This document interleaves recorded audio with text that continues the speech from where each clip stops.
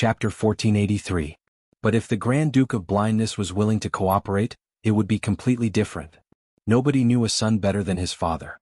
With this person's help, it would be extremely easy to find Ivan. In this way it would save a lot of time. Of course, it was normal to pay some price for this. Everything depended on what the other party asked for. The Grand Duke of Blindness sat there in silence for a long time, weighing the gains and losses in his heart. In the end he sighed and said, "In that case I have 3 conditions." "Try to say it." Yang Qindong did not arrogantly say that he would agree even if the Grand Duke of Blindness had 100 conditions. He also answered very cautiously. It was enough to prove that he was very cautious when facing an opponent at the level of the Grand Duke of Blindness. "First, please keep the name of Moscow. Please also leave some people who are not a threat in your eyes. After all, this is the place where the Ross clan lived. We still need them to stay as witnesses. At least we won't let them disappear from this land so quickly and prove that the Ross clan was once the owner of this place." After the Grand Duke of Blindness finished speaking, he looked expectantly at Yang Qindong's reaction. In this regard, Yang Qindong just urged, "There are 2 more conditions. Say them together." "Okay. Second, I can help you find Ivan, but you have to promise not to hurt him and you have to swear a heavy oath. Also, you can't kill the 5,000 palace guards. You can give them to Ivan to lead. I will persuade him to become a foreign division in your Han army. Presumably, you still have a lot of places to fight and occupy, so you will always need manpower. Since you are so optimistic about Ivan's strength, presumably his addition will make you like a tiger that has grown wings, right? Third, I want the heads of Nikev and Peter. They betrayed us, so they must pay the price. That's all. As long as Bugnam of Gojoseon can agree, I will do my best to help you. I will even come forward to appease the hearts of the people in the city. You know, these people have feelings for this Grand Duke.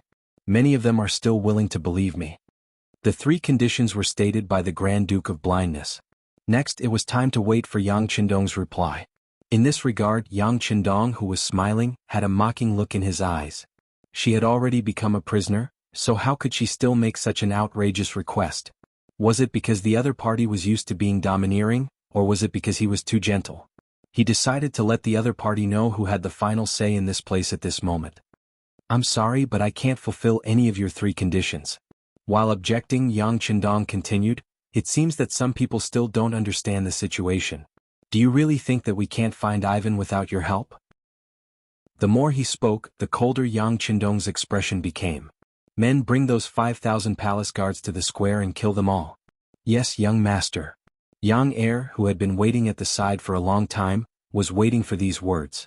He agreed and turned around to leave. The blind duke was forced to panic. Wait a minute. He didn't expect Yang Qindong to be so decisive. Since it was a negotiation, of course one side would offer a sky-high price, and the other side would pay back the money. How could one flip the table just because one side disagreed? If that was the case, how could the game not continue? Of course, through this test, he could also see that Yang Qindong was not the nobles he had come into contact with before. This was a very principled and powerful person. He would not tolerate the slightest doubt or criticism from others. The Grand Duke of Blindness shouted for Yang Qindong to stop. He lowered his head and asked Yang Qindong to propose amendments. And this was exactly what he wanted. His performance just now was just to intimidate the blind duke. Reality also proved that a paper tiger was a paper tiger. As expected, he was not intimidated. "All right, since that's the case, this king will propose the final regulations." When he said final, it meant that the following words could not be questioned or refuted. If the blind duke still did not agree, then there was nothing to talk about. First, all the people in the city must be evacuated. Not a single one is left. This is unquestionable. Not even the slightest trace of your people can be left here. Second, as long as Ivan performs well, he can be spared and be given a chance to redeem himself. But he will always be watched. Once he is found to be disloyal, he will be beheaded without mercy. On the other hand, if he is willing to work honestly, this king can guarantee that he will not be killed. As for the 5,000 guards, only 500 of them can be allocated. The other 4,500 will be sent to other armies. You should know that it is impossible for this person to have too much military power before he has enough trust. Also, as the Grand Duke, you also need to make a public speech to express your submission to us, the Han people. This is also an important reason for your son's safety. As for the third point, Nekov and the others are traitors in your eyes, but in this king's eyes they are meritorious people. It is impossible to harm them. It is best if you understand this point. Even if you don't, you have to understand. With the same unquestionable tone, Yang Qindong refuted the 3 points raised by the blind duke. It could even be said that this was not just a rebuttal. 2 of the 3 points had been directly rejected. Even the remaining point had been discounted, and Yang Qindong had even taken the opportunity to raise his own opinion. Normally, such an answer would not satisfy the Grand Duke of Blindness. But the other party actually quickly nodded in agreement. Good, I hope Bugnam of Gojoseon can keep his promise. Otherwise, this duke will not let you go even if I die and become a ghost. My Rasi people will also disturb your peace. When he said these words, although the blind duke's eyes revealed an unquestionable momentum, there was a trace of craftiness in his eyes. It was clear that this answer had already satisfied him. Originally, what the blind duke wanted was the safety of his son. Through the conversation with Yang Qindong just now, he already knew that the Han man in front of him, Bugnam of Gojoseon, had strong means, strong capital, and superb abilities that had exceeded his previous expectations. Unless this person died one day, it would be a nightmare for anyone to be his enemy, and there was no chance of winning. His son could not be this person's opponent. Since that was the case, it was better to submit to this person. There was nothing safer than this. Only by ensuring his own safety could he have the opportunity to look forward to his own grand plan. And once something happened to Yang Qindong, it would be the day when the Rasi clan rose again. The blind duke did not doubt what Yang Qindong said to him. Although he also knew that moving the entire city out one by one and screening them one by one was indeed a very laborious task and would take a lot of time, it was undeniable that this was indeed a good way to find Ivan. If he really could not find Ivan, he did not doubt that this young king would rather kill all the unidentified people in the city. Once he really did that, it would be unknown how many heads would fall to the ground. It would also be tantamount to completely destroying the hope of the Rasi clan's rise. In contrast, this was what he could not tolerate. As long as there was still hope, it was worth it for the blind duke to do anything. He seemed to be a person who was born to make the Rasi clan strong and was willing to do anything for this goal, even death. He was not even afraid of death. It was just agreeing to a few of Yang Qindong's conditions. What was the big deal? Astonishment flashed across Yang Qindong's face when the Grand Duke of Blindness agreed to the conditions so readily. Seeing this, the Grand Duke of Blindness finally revealed a smile that hadn't appeared in a long time. What? Bugnam of Gojoseon, don't tell me you want to go back on your word? Go back on my word? How is that possible? Yang Qindong shouted as if someone had stepped on his sore spot. He looked like he was pretending to be a tough guy. Since these words came from this king will certainly fulfill his promise. Then it's a deal. Next, I'll have to ask Bugnam of Gojoseon to invite some people to be witnesses. You know, if there's no guarantee, I won't dare to trust my former enemy. You would do the same. The blind duke was happy that his plan had succeeded. Of course. Yang Qindong also looked like he was willing to accept his loss. Then he snapped his fingers and ordered someone to call over the high-ranking generals of the 5-star army in Moscow and a group of senior officials from the Rasi kingdom. He wanted to swear in front of everyone to prove that he was serious and at the same time dispel the blind duke's doubts. After doing all this, Yang Qindong seemed to be in a bad mood. It will take some time for these people to come. This king is a little tired and needs to rest now. After saying that, he turned and left without waiting for the blind duke's reaction. Beta Persei followed him. When the two walked out of the hall, Beta Persei saw that there was no one around, so he hurried to Yang Qindong's side and said, "Young master, did that old guy make you angry? If so, this little one will go back and kill him now. That way, no one will know the content of the previous conversation." "No need." Yang Qindong replied with a smile. Where was the angry look from just now? Just as the blind duke asked for a sky-high price, why wouldn't he pay?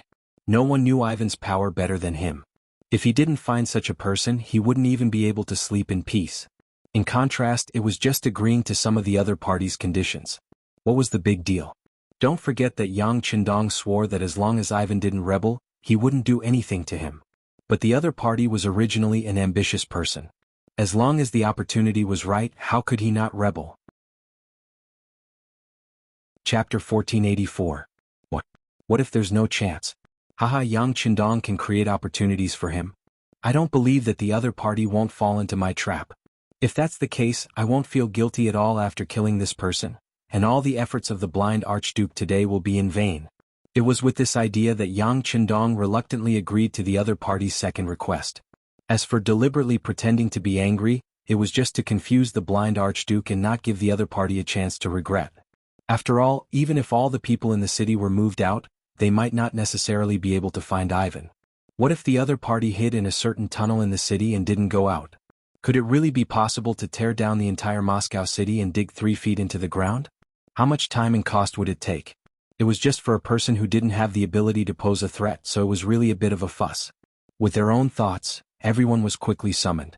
In front of everyone, Yang Qindong made an oath in the name of King Wunan of Damyang that as long as the blind archduke found Ivan and sent him to him, not only would he not kill this person, but he would also give this person the power to lead troops.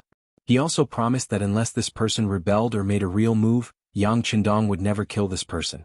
Violating this oath would incur the wrath of the gods. Yang Qindong made a statement in public, and the blind archduke was overjoyed. In front of everyone he proposed several locations, and the well-prepared black cavalry divided into several groups to search for him. About an hour later, a stooped Ross clan man dressed in civilian clothes appeared in the hall. In the past, there were many people who pretended to be crazy in order to achieve great things. For example, Go Jian, who endured hardships, could even eat feces when he was crazy. Mr. Zhu Di of the Great Ming Dynasty also pretended to be crazy for a long time in order to dispel Zhu Yunwen's suspicion of him at that time. It was just that Yang Qindong had never seen those people, unlike the current Ivan who he saw with his own eyes. He didn't know what was applied on his face, but it made his skin look a lot older. There were more wrinkles on his face, showing that he was far older than his age. There was also that stooped body which didn't seem artificial at all, as if he was born like this. Coupled with that silly smile, he really looked like a mentally retarded child.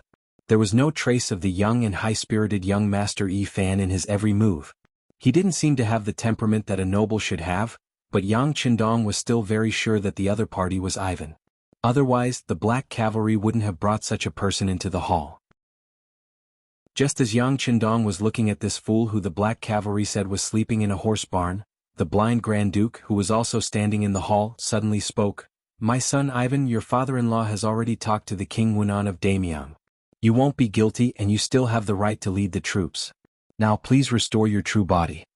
As soon as these words came out of his mouth, the stooped man standing in the hall, whose eyes were originally dim, suddenly shone brightly. Then the man suddenly straightened his body like a magic trick. As he stretched out his hand, some of the disguises on his face were also removed. A spirited and handsome young man in his 20s appeared in front of everyone. How could those who knew Ivan not recognize him? Who else could he be if he wasn't the wise young Master Ivan of the Ross clan, who was predicted to appear once in a few hundred years? "I finally caught you." Yang Qindong saw everyone's reaction and revealed a victorious smile on his face. At the same time he was also shocked. Thinking about it, if this person was really dressed like this, even if everyone in the city had to go through a sieve, they might not be able to find him. And if he let him escape, he was really worried that the new Second Army commander, Sherbet, who was left behind to guard the city, might not be able to defeat him. Ivan was finally found. Yang Qindong also fulfilled his promise and gave him the position of Chiliarch, which consisted of 500 ordinary Mongolian soldiers and 500 palace guards. Anyone could see that the 500 Mongolian soldiers were there to keep an eye on Ivan and prevent him from doing anything that would endanger the 5-star army. With Ivan captured, the Rossi duchies no longer had any chance to make a comeback. Yang Qindong could finally rest assured and bid farewell to the Rossi duchies and prepare to leave. Before that, the new Second Army was also formed. Unexpectedly, the officers used were basically the same as the original members of the new Second Army. The commanders were Qiao Chao, the commander of the 104th Army, Li Jun, the commander of the 105th Army, Wu Hui, the commander of the 106th Army, Yang Chunfeng, the commander of the 107th Army, and Su Liang, the division commander of the army. The 4 division commanders were all promoted by 1 rank and became division commanders. The original division commander Su Liang was also promoted by 2 ranks and was promoted to division commander. The reason why all of them were recruited was to make it easier for Sherbet to manage them. Everyone was familiar with each other and could save a lot of time. Secondly, this place was remote and not many people were willing to come. Even if they were willing to come, it would take time. Since that was the case, it was better to put these people to good use first. As for whether they were suitable or not, time would tell. If it really didn't work out, he could just change them again.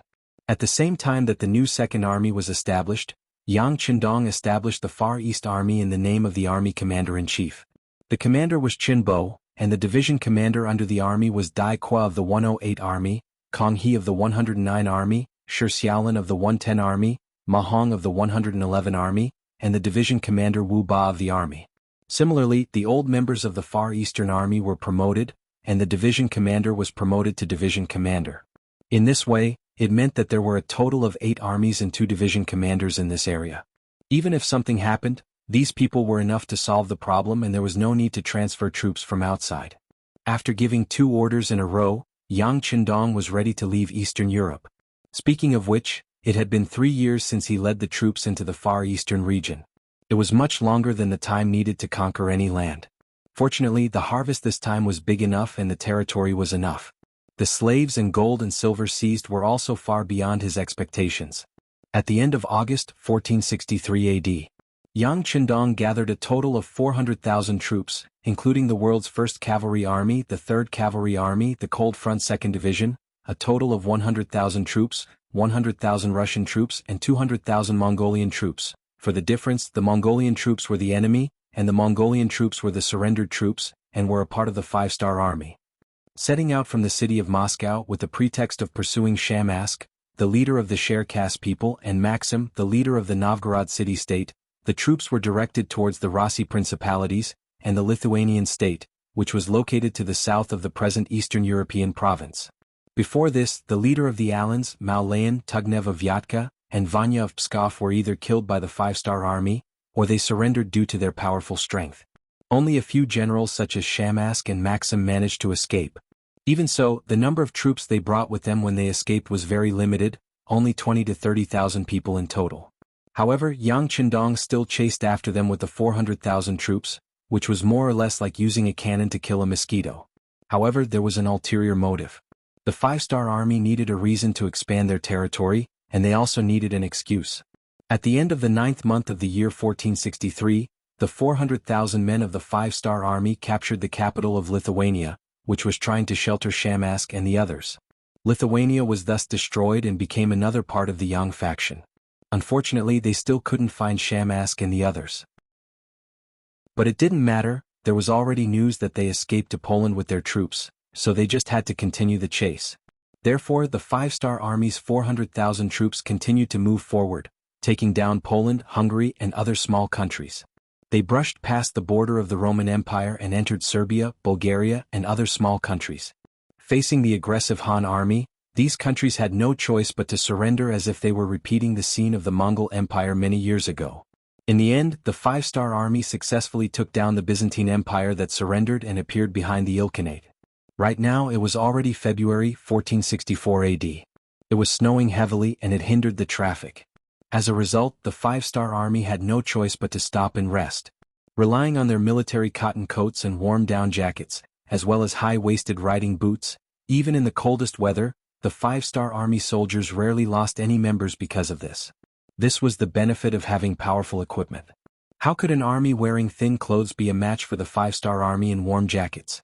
However, not everyone was a Han soldier who fought against the Empire and supported the Empire, and they had a strong sense of trust and obedience. The achievements that the 5-star army had achieved along the way, as well as the glory that they had created, had already spread throughout this region. If it weren't for the heavy snow, they would have stopped and killed their way here. Harsinhan of the Ilkhanate was the closest to the 5-star army, and he was the most nervous one.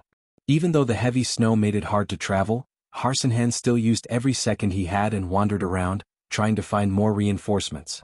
Finally, he managed to convince Kana more of the Timur Empire. Under his influence, more and more Khan came together and held a military meeting to defend against the 5-star army. Great Kana More. His name in Mongolian means peace. In fact, he wanted to be a peaceful Khan and live a peaceful life. But in reality, life rarely went as planned. Chapter 1485. The Timur Empire could be said to be an existence not inferior to the Golden Horde. Moreover, because of the lush grasslands around it, their development was rather fast. But it was precisely because of this favorable environment that ambitious people appeared one after another. The originally large Timur Empire was thus divided into several clans, like the Norman Khanate, the Ilkhanate, the Kazakh Khanate, the Crimean Khanate, and the Kazan Khanate. They were all once part of this empire. From this, one could see just how powerful the Timur Empire was. If not for the fact that it was divided, no one around it would be a match for it. These Khanates, who usually had their own agendas, were finally able to come together in the face of the powerful enemy, the Five-Star Army.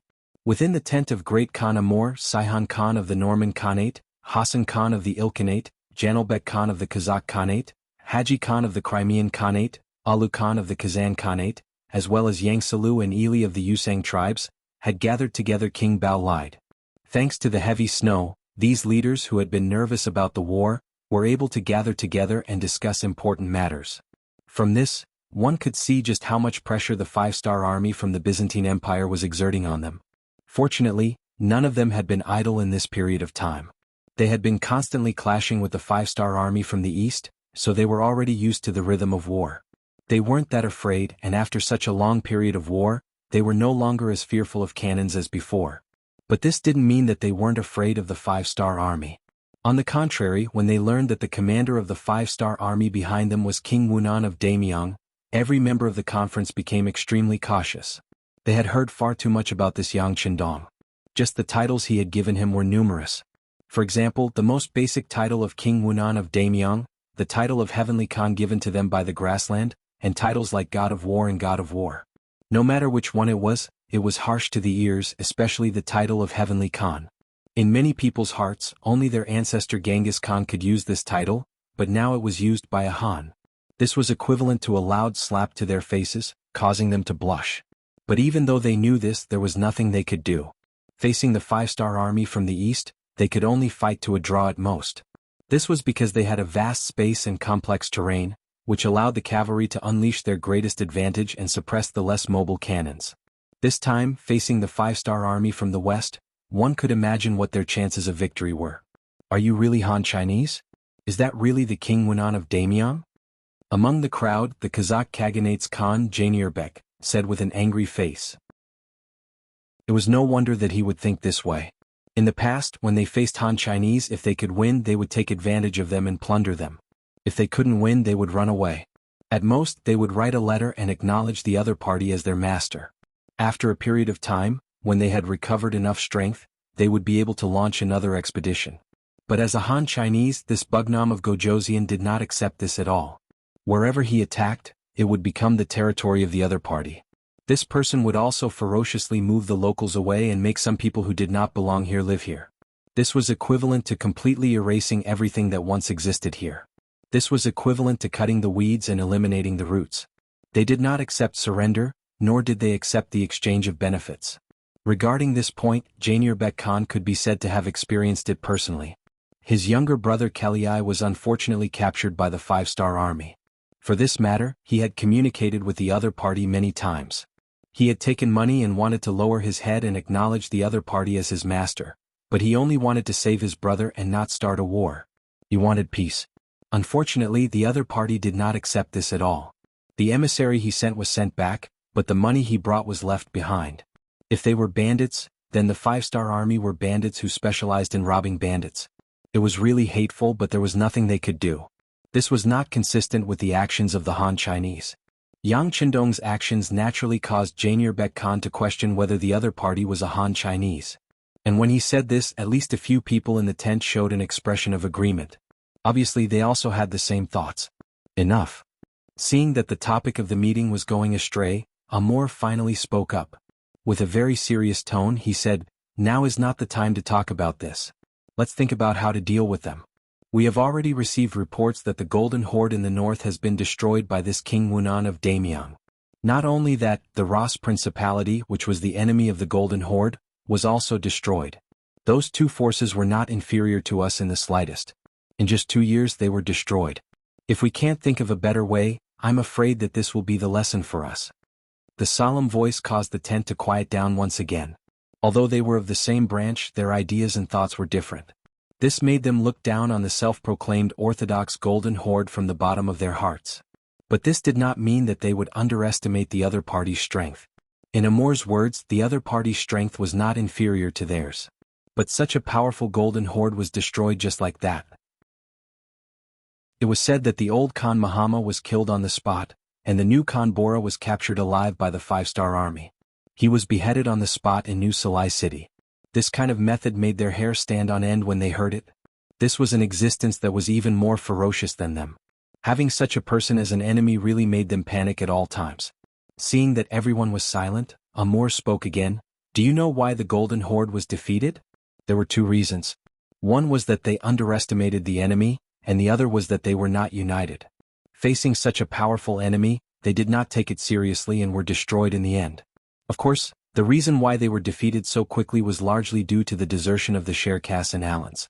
Since that is the case, I hope that everyone can change these two problems. We cannot underestimate the enemy and we must be united. Yes, for the final victory we must be united. I, Harson, am the first to swear to the longevity heaven that in the coming battle, I will not be selfish. I will fight for the sake of defeating the 5-star army. Harson Khan of the Ilkhanate was the first to express his attitude. He had no choice. The 5-star army was the closest to his territory. If they attacked, the first one to be attacked would be him. Therefore he had high hopes for today's joint meeting. The result of this meeting would determine whether the Ilkhanate would continue to exist in the future. After Harson expressed his attitude, everyone looked at each other. Finally, one by one they stood up and expressed their attitude. For their own survival, for the continuation of their race, they would give up their prejudice and personal conflicts and unite to fight against the 5-star army. Very good. Seeing that everyone had expressed their stance, Amur revealed a knowing smile on his face. Since everyone can see the seriousness of the matter, and also express that we will advance and retreat together, then let's discuss. Facing the 5-star army in the west, facing the aggressive Han army, I hope that everyone will do their best. Good, I agree. My Ilkhanate is willing to provide 70,000 cavalry. It was Harson who was the first to express his support. Obviously, in order to survive, he was willing to put in a lot of effort and had a very positive attitude. Previously, when the 5-star army was fiercely attacking Ely, Harson Khan had only sent 10,000 cavalry. Moreover, he had complained about how poor they were. The general idea was that the Ilkhanate did not have many cavalry. However, now that danger was approaching, he was willing to take out 70,000 cavalry. This was enough to prove that he had been hiding his own selfish motives. Good, since it's like this, my Timur Empire is willing to provide 50,000 cavalry. A good start made Amur Khan smile. They were willing to send 50,000 cavalry. As the most powerful and the head of the Khanates, the Timur Empire had already sent 50,000 cavalry to deal with the 5-star army from the east. Now it was sending another 50,000 cavalry to the west. From this, it could be seen that this person had a good view of the overall situation and knew how to treat everyone equally. With Harson and Amur Khan taking the lead, the other Khanates had no choice but to send soldiers to help. Among them, the Norman Empire sent 50,000, the Kazan Khanate sent 50,000, the Crimean Khanate sent 30,000, the Kazakh Khanate and Yusang sent 20,000, and the Ely Khanate sent 10,000, making a total of 300,000. In an instant they had gathered 300,000 soldiers. Harson's face was filled with smiles. It seemed that it was not impossible for them to fight against the 5-star army. As long as they could deal a heavy blow to their opponent, they would have a chance to negotiate. At that time he would be willing to pay tribute every year and call the other party his suzerain. Presumably they would have a chance to escape this disaster.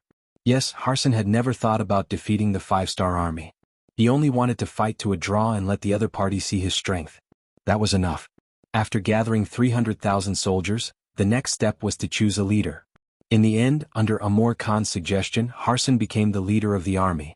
Perhaps everyone knew that the next battle would be a matter of life and death for the Ilkhanate. Anyone could compromise, but Harson wouldn't do so. They could rest assured that the army would be in the hands of such a person. After Harson obtained the command of the 300,000 cavalry, he publicly declared that he would do his utmost to fight the 5-star army to the end. He wanted to use facts to tell the other party that they, the descendants of the Mongols, were not to be trifled with.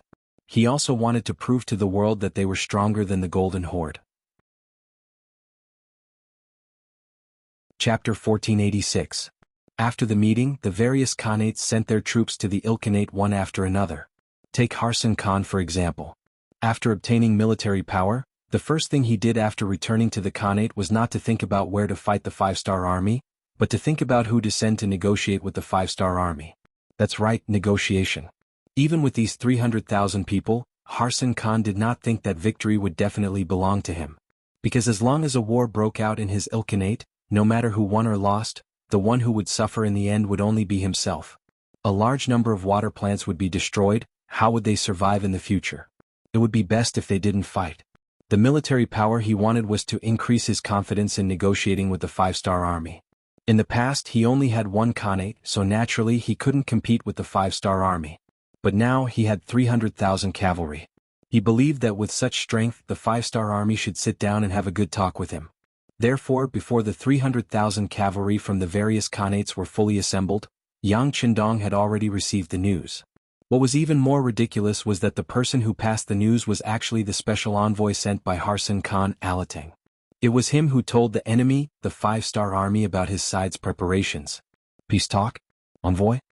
After hearing Beta Persei's report, Yang Qindong's face was full of suspicion. No wonder he would lose his composure like this. It was because his actions had already told everyone that in front of the five-star army, there was no such thing as coexistence. Either the whole country would surrender and be occupied by us, or the whole country would be destroyed by us and be occupied by us. Countless facts had already proven this point. Logically speaking, this Ilkhanate should have known, but he still sent an envoy, which greatly exceeded Yang Qindong's expectations. But after a moment of surprise, Yang Qindong thought that this must be because Harsan Khan still had hope in his heart for peace. Since that was the case, he might as well make good use of it.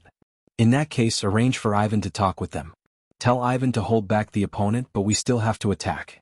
Once the snow melts, it will be time for us to launch our attack. Yes, young master, Beta Persei replied with a smile. He could already understand Yang Qindong's intentions. Letting Ivan, who had always hated the Mongols, negotiate with the other party, presumably that envoy called Alateng would not be able to gain the slightest advantage. Or rather, this person wanted to find someone to help him deal with young master. That was the time to kill him. Ivan. Ever since they surrendered to the five-star army, they had been behaving normally. As his father-in-law had told him before he left, he could not perform too well. Otherwise, Bugnam of Gojoseon would pay close attention to him. However, he couldn't perform too badly. Once he lost his value, the other party could abandon him at any time. As long as he kept a low profile and bided his time, when Yang Qindong was no longer around, he would be able to soar in the sky like a bird and leap in the sea like a fish. Ifan deeply agreed with this point. He had always behaved like this. Along the way from Eastern Europe, he had destroyed several countries and forces, big and small. He did not make any important contributions, and he had never been a hindrance. No one could find any fault with what he had done. And in the past 6 months of fighting with the army, Ivan had also learned a lot. In particular, the five-star army's military equipment was far superior to his Ross duchies, which made him envious. Sometimes he would think in his heart that if he had the same military equipment as the five-star army, then when the two sides fought, it would be hard to say who would win and who would lose. Of course, he would suppress such thoughts deep in his heart. He was very clear that there was more than one pair of eyes staring at him in the dark. If he made any moves that were out of line, someone would immediately come and take his head. Ivan acted cautiously. Just like that, day after day he slowly adapted to the life and rhythm of the five-star army. This made him sometimes think that he was a member of the five-star army. After the army arrived at the border of the Ilkhanate, the army stopped advancing due to the heavy snow. They began the process of conserving their energy. Sometimes people couldn't be idle. Perhaps when they were busy, they would forget all their troubles and unhappiness. On the other hand, when they were idle, their minds would constantly wander and think about all kinds of problems. After relaxing his mind, Ivan became a little anxious. He thought about how he and Yang Qindong were only 10 years apart. When Yang Qindong grew old one day, he was afraid that he would also be very old. At that time, would he really have the energy to revive his country? To this question he didn't have a definite answer. When he thought about how he had to work for his enemy, the five-star army, at his best age, he felt even worse. He was anxious to find an outlet to vent the unhappiness in his heart. It was at this time that the orders from above came. He was to represent the five-star army to negotiate with the Ilkhanate's envoy and find a way to stabilize the other party. Ivan, who now had a mission, was like a completely different person. Although he had no choice but to surrender to the five-star army, it was another way of survival that his father-in-law had planned for him. He wouldn't sincerely serve the five-star army. However, when the opponent was the Mongols, he was very happy to do some things. For example, he had thought more than once in his heart that if it wasn't for the years of oppression from the Golden Horde, the Ross principalities would have already become independent and strong. They wouldn't have been unable to retaliate in front of the five-star army. It could also be said that the Mongols of the Golden Horde were the main reason why the Ross principality ended up like this. Since the Ilkhanate was built by the Mongols, they were his enemy. Even if they could not find trouble with the destroyed Golden Horde, they could still take care of the Ilkhanate. That would be a very satisfying thing. Regarding this mission, Ivan gladly accepted. Soon after, he met the envoy from the Ilkhanate, Alting. This was a fat man. Compared to the skinny face of the people from the prairie, his face was white and his body was fat. It could be seen that this person's standard of living was very good. Usually, people like this were the most afraid of death and the most afraid of losing everything. This was the first time Ivan met him, and this was the definition he had given him. Alting was completely unaware. He squinted his small eyes and looked at Ivan. He didn't say anything, but he gave off a feeling of humility. This wasn't surprising. This time he was here to ask for peace. How could he be arrogant? Furthermore, the propaganda in the Ilkhanate described the 5-star army as having 3 heads and 6 arms, and that they would eat people without spitting out the bones. This caused Alting's heart to beat faster as soon as he entered the camp. He was really afraid that if he accidentally offended someone, he would be killed here. Once upon a time, the people of the Central Plains had compared the prairie people to unbearably rough existences and unreasonable people. Now, it was finally their turn to look at the Han people in this way. How could it not be that the strength of the Han people had shocked some people to their souls? Ivan unhurriedly gestured to Alting, who had entered the tent, to sit down. The other party was very careful. He smiled apologetically and thanked Ivan repeatedly before sitting down. Even so, his butt was only half on the chair. From the looks of it, he was ready to stand up at any time. His posture was no different from a subordinate seeing the fruit of upper eternity. Ivan, who saw all of this, only smiled. He didn't want to expose the other party's intentions, nor did he want to say anything to scare the other party. Because he knew that compared to raising his voice, the content of his words could really scare the other party. You are the one the Ilkhanate sent to surrender, right? No, I am here to negotiate. When he heard the word, surrender, Alting's face flushed red, and at the same time he looked nervous. Negotiate? Ivan purposely frowned, then slowly raised his head and said, Did we say that we want to negotiate? Of course not. But we have 300,000 cavalrymen? Before Alting could finish, Ivan's expression changed. What? Are you trying to scare the 5-star army? Or do you think you can defeat us with 300,000 cavalrymen? Are you here to flaunt your strength? Not at all. Please don't be angry, we are here to negotiate sincerely. Alting was so scared that he stood up and tried to explain himself. However, Ivan already had an impatient look on his face. After a humph, he stood up and left. Alting was left standing alone in the tent. He didn't know what to do. Why did he leave just like that? What should he do? After a long time, another person entered the tent and said to him, General Ivan is very displeased with your attitude, and he is also very angry. Regarding the negotiation, let's talk about it another day. Envoy, please go back to the tent and rest. Oh, also, don't walk around casually in the tent. Otherwise, if you anger someone you shouldn't, you can lose your head at any time. Thank you for the reminder. Hearing this, a layer of cold sweat appeared on Alting's forehead again, and he hurriedly nodded in response. The first meeting ended on bad terms. This was also Ivan's intention. Wasn't it just stalling for time? Of course he knew what to do. As long as Alting didn't return to the Ilkhanate, it would create a misconception that there was still a chance to negotiate.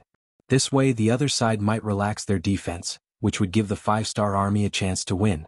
Just as Ivan expected, Alting didn't return immediately. He only sent a message saying that the negotiator of the 5-star army had a bad temper, and that he still needed to communicate with them. However, it wasn't hopeless, so he asked them to wait for a while. Chapter 1487. When the message was sent back, Harsan Khan was overjoyed. He didn't want to fight, especially on his own territory. This was tantamount to destroying his strength, so even if there was a chance for peace talks, he wouldn't miss it. When he heard that there was hope for peace talks, Harsan Khan was overjoyed. He didn't send people to ask why the reinforcements sent by the other Khans hadn't arrived yet. In his opinion, it would be best if there was no war. If the reinforcements didn't arrive, he could save a lot of military provisions. 3 days later, Alting felt that Ivan's anger should have subsided a little, so he asked the 5-star army soldiers guarding outside his tent to pass on a message. He wanted to see General Ivan and continue the negotiations. In the afternoon, in the same big tent, Alting saw Ivan, who reeked of alcohol. When he saw the other party's appearance, Alting was relieved. He wasn't stupid, he was most worried that the other party would use him to lower the vigilance of the Ilkhanate and prepare for war. But now that he saw Ivan's body reeking of alcohol, he thought that the other party wasn't preparing for war, but enjoying it. It seems that they don't like war. That being the case, he was confident that the peace talks would succeed. Sure enough, this time Ivan was much easier to talk to than the last time. He didn't object to the peace talks proposed by Alting. Instead, he really listened to the other party's various opinions. For example, in the future, King Wunan of Damyong will be honored as the king, annual tribute, as well as how much money will be sent. In the end, when it was time for Ivan to express his opinion, he still said with a face full of alcohol, "Good, ha ha ha." In the end, Ivan's subordinates left with the excuse that the general drank too much and needed to sleep, but the matter will be reported to Bugnam of Gojoseon. Alating, who was left behind, naturally had a look of joy on his face. After he returned to his tent, he quickly wrote a secret letter to Harsan Khan. The general idea was that his side was progressing well, and he hoped that Harsan Khan wouldn't do anything that would provoke the five-star army. What Ailton didn't know was that Ivan didn't drink alcohol. He just spilled the liquor on his clothes to create this illusion. As for himself, after returning to his own tent, he continued to prepare for the upcoming battle. Not only that, the commander of the 5-Star Army's reconnaissance division, Su Yunxing, had already arranged for people to start investigating the terrain of the Ilkhanate, as well as the distribution of troops. As the saying goes, know thyself and know thy enemy, and thou shalt be victorious in every battle. When he faced the 300,000 Mongolian cavaliers, Yang Qindong was determined to inflict pain on them and destroy their main force. This was because he was really afraid that the fangs of the 5-Star Army would scare some people. Once these people fought on their own, it would be much more difficult to eliminate them. This was not the result that Yang Qindong wanted to see. For example, General Maxim of the Novgorod city-state under the Rasi Principality, and Shamask, the leader of the Sherkas people who originally belonged to the Golden Horde, had escaped to who knows where. According to the information sent by the intelligence department, the two of them had long lost their former strength and had become stray dogs. It was likely that they no longer had any decent troops by their side. However, Yang Qindong, who had always believed in cutting the weeds and eliminating the roots, would do what he did today and would never leave it until tomorrow, was still somewhat irritating. It was better to avoid trouble if possible. This time, he wanted to eliminate as many of the enemy forces as possible and not leave any future troubles. This required the scouts in the early stages to grasp the situation of the battlefield and do their best to analyze the enemy's situation clearly and thoroughly. This was to ensure that they didn't take action, but if they did, it would be a heavy blow. The snow is about to melt. Tell Commander Su Yunxing to hurry up and understand the enemy's situation. They don't have much time left. Yang Qindong instructed Beta Persei and put him in charge of monitoring this matter. Time passed day by day, and in the blink of an eye, it was the 3rd month of spring. Although spring came later in the Ilkhanate, the day of the attack was getting closer and closer. At this time, the negotiations between Ivan and Alting had entered a substantial stage. The so-called substantial stage involved the issue of compensation. In other words, what kind of price would the Ilkhanate have to pay to satisfy the 5-Star Army and make them retreat without fighting? Although the Ilkhanate had never offended the 5-Star Army and this was a completely unexpected disaster, the bigger the fist, the harder the argument. Since their strength was inferior, they had to hold back even if they had any ideas. Not only did they have to hold back, but Alting also had to pretend to be very happy and try his best to satisfy the various conditions proposed by Ivan. Only in this way could they stop the war and complete this difficult task. The two of them sat in a military tent. First, Alting repeated the price that the Ilkhanate was willing to pay. For example, how much gold and silver, how many horses and sheep, and even a certain number of slaves they were willing to hand over to the 5-Star Army in order to avoid this war. This was the rule between the defeated Ilkhanates. Once one side lost, they would send these things to the winner, in order to ensure that they could barely survive. Ivan sat on the chair expressionlessly, quietly listening to Alting's narration without any expression on his face. He didn't look happy, nor did he look disappointed. It was this expression that made Alting a little overwhelmed. He didn't know if the other side was satisfied with what he said, so he always looked at Ivan with an inquiring look. How could he know that at this time, Ivan was thinking about the military order that he had just received in the morning? The higher-ups wanted the troops to prepare for war, and in 3 to 5 days they would launch a fierce attack.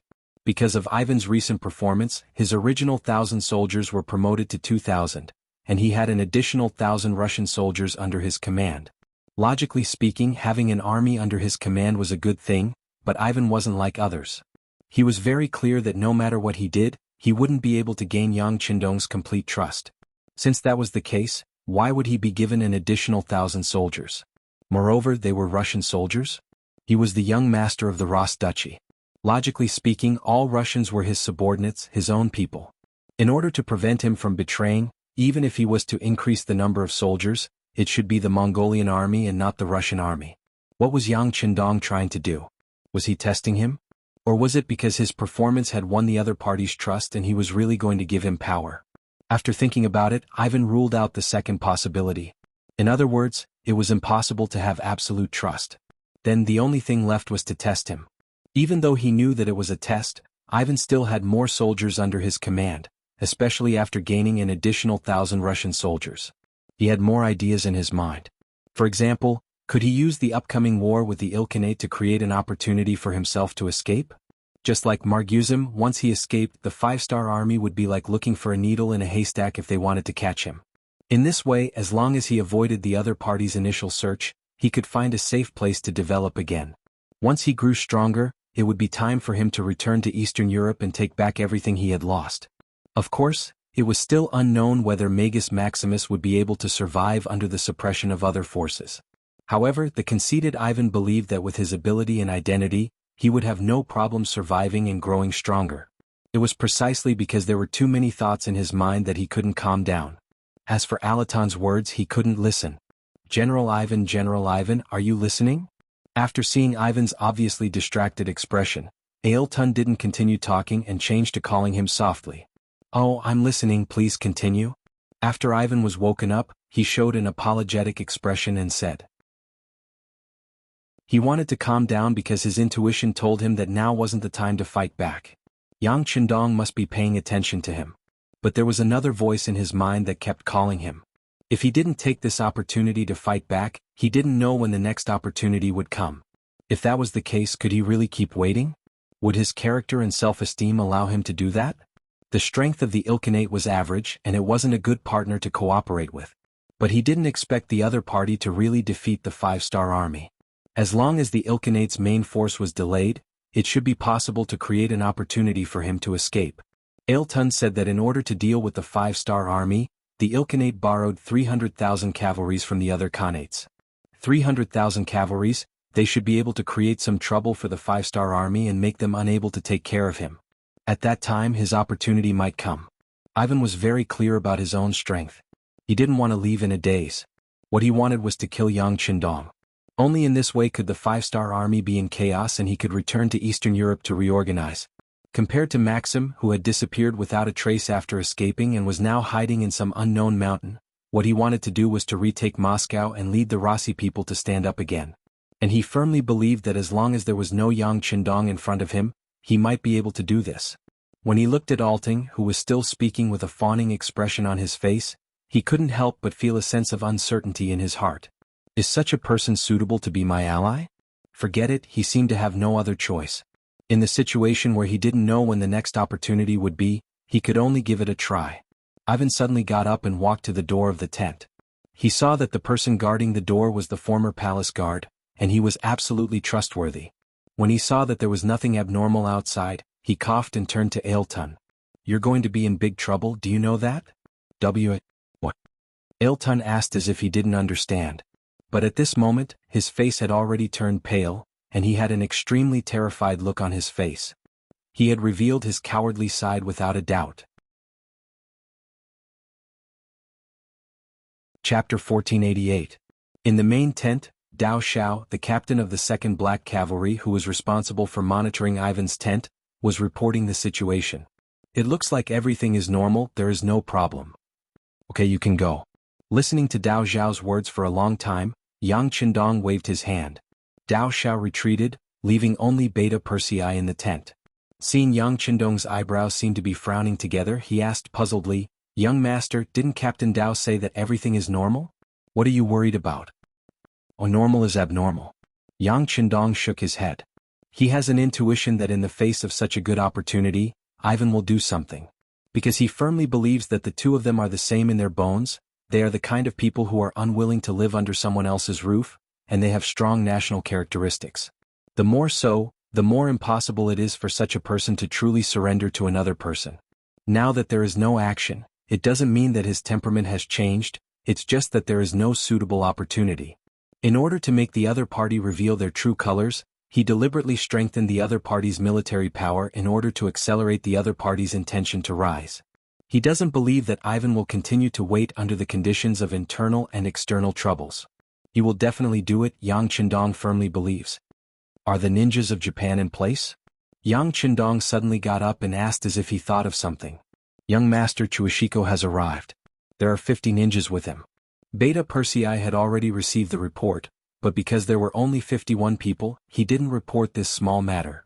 Very good, tell Chuishiko to come down and see me. Remember, see me secretly, no one except the Black Cavalry should know about this. Yang Qindong ordered. Just as Yang Qindong arranged everything in the main tent, the messenger of Ilkhanate, Alating, was sitting in his tent with a pale face. If one took a closer look, they would notice that his body was trembling. Yes, Alerting was very scared at this moment. When he suddenly found that his efforts these days not only did not help the Ilkhanate, but also helped the tyrant, he hated himself to death. Why did he trust the 5-star army so much? They had actually made preparations to attack the Khanate behind his back. It was a pity that he was still kept in the dark and was still thinking of using peaceful means to solve the problem. If it wasn't for what Ivan had said to him today and even told him about the military plans of the 5-star army, he would probably still be full of longing for the future. The Han people's way of saying one thing and doing another made Alting completely lose hope in the peace talks. What he needed to do now was to send the general military plan of the 5-star army back to the Khanate. This was the most important thing. However, when he thought of the fully armed 5-star army soldiers outside the tent, how could he do that? General Ivan had already said that there was nothing he could do about this matter and that he needed to find a way himself.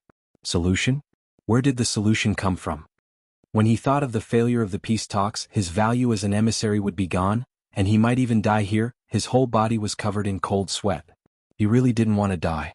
It was better to live than to die. When he thought of living, Alting's gaze fell on his bag. There was a kind of herb inside. After eating it, people would foam at the mouth and become unconscious. It was like being poisoned. The process was no different from peeling off a layer of skin. The advantage was that he could recover after some treatment. Although he would have to suffer a lot, it was better than dying. This was originally the preparation he made before. If he couldn't go against the situation, he might be able to escape with this method. After all, the 5-star army didn't want an emissary to die in their camp. It wouldn't be good if word got out. People who were afraid of death were always strange, they would always think of all kinds of solutions. He originally thought that this time the peace talks would go smoothly and he wouldn't need to use this thing, but now it seems that he still had to take this step. Let's hope it can fool the 5-star army. Alting sighed in his heart. He came to the bag, took out the herb disguised as a tea cake, got a cup of water and swallowed it.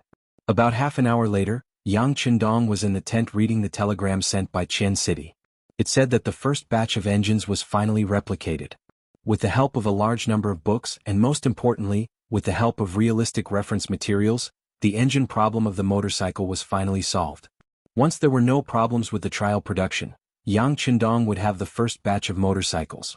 It would accelerate the transportation ability on land and increase the mobility of the 5-star army by more than one level. Just as he was sighing about the various benefits this initiative would bring, Deputy Captain Badeo Jiang, who was in charge of tonight's shift, walked in. 6th Young Master, General Ivan suddenly sent a message saying that the emissary of the Ilkhanate is in critical condition. What should we do? His life is in danger? This sudden news interrupted Yang Qindong's train of thought. He couldn't help but raise his head and ask. Yes, that's what the report said. I've already arranged for the doctor to check on him. There should be a result soon.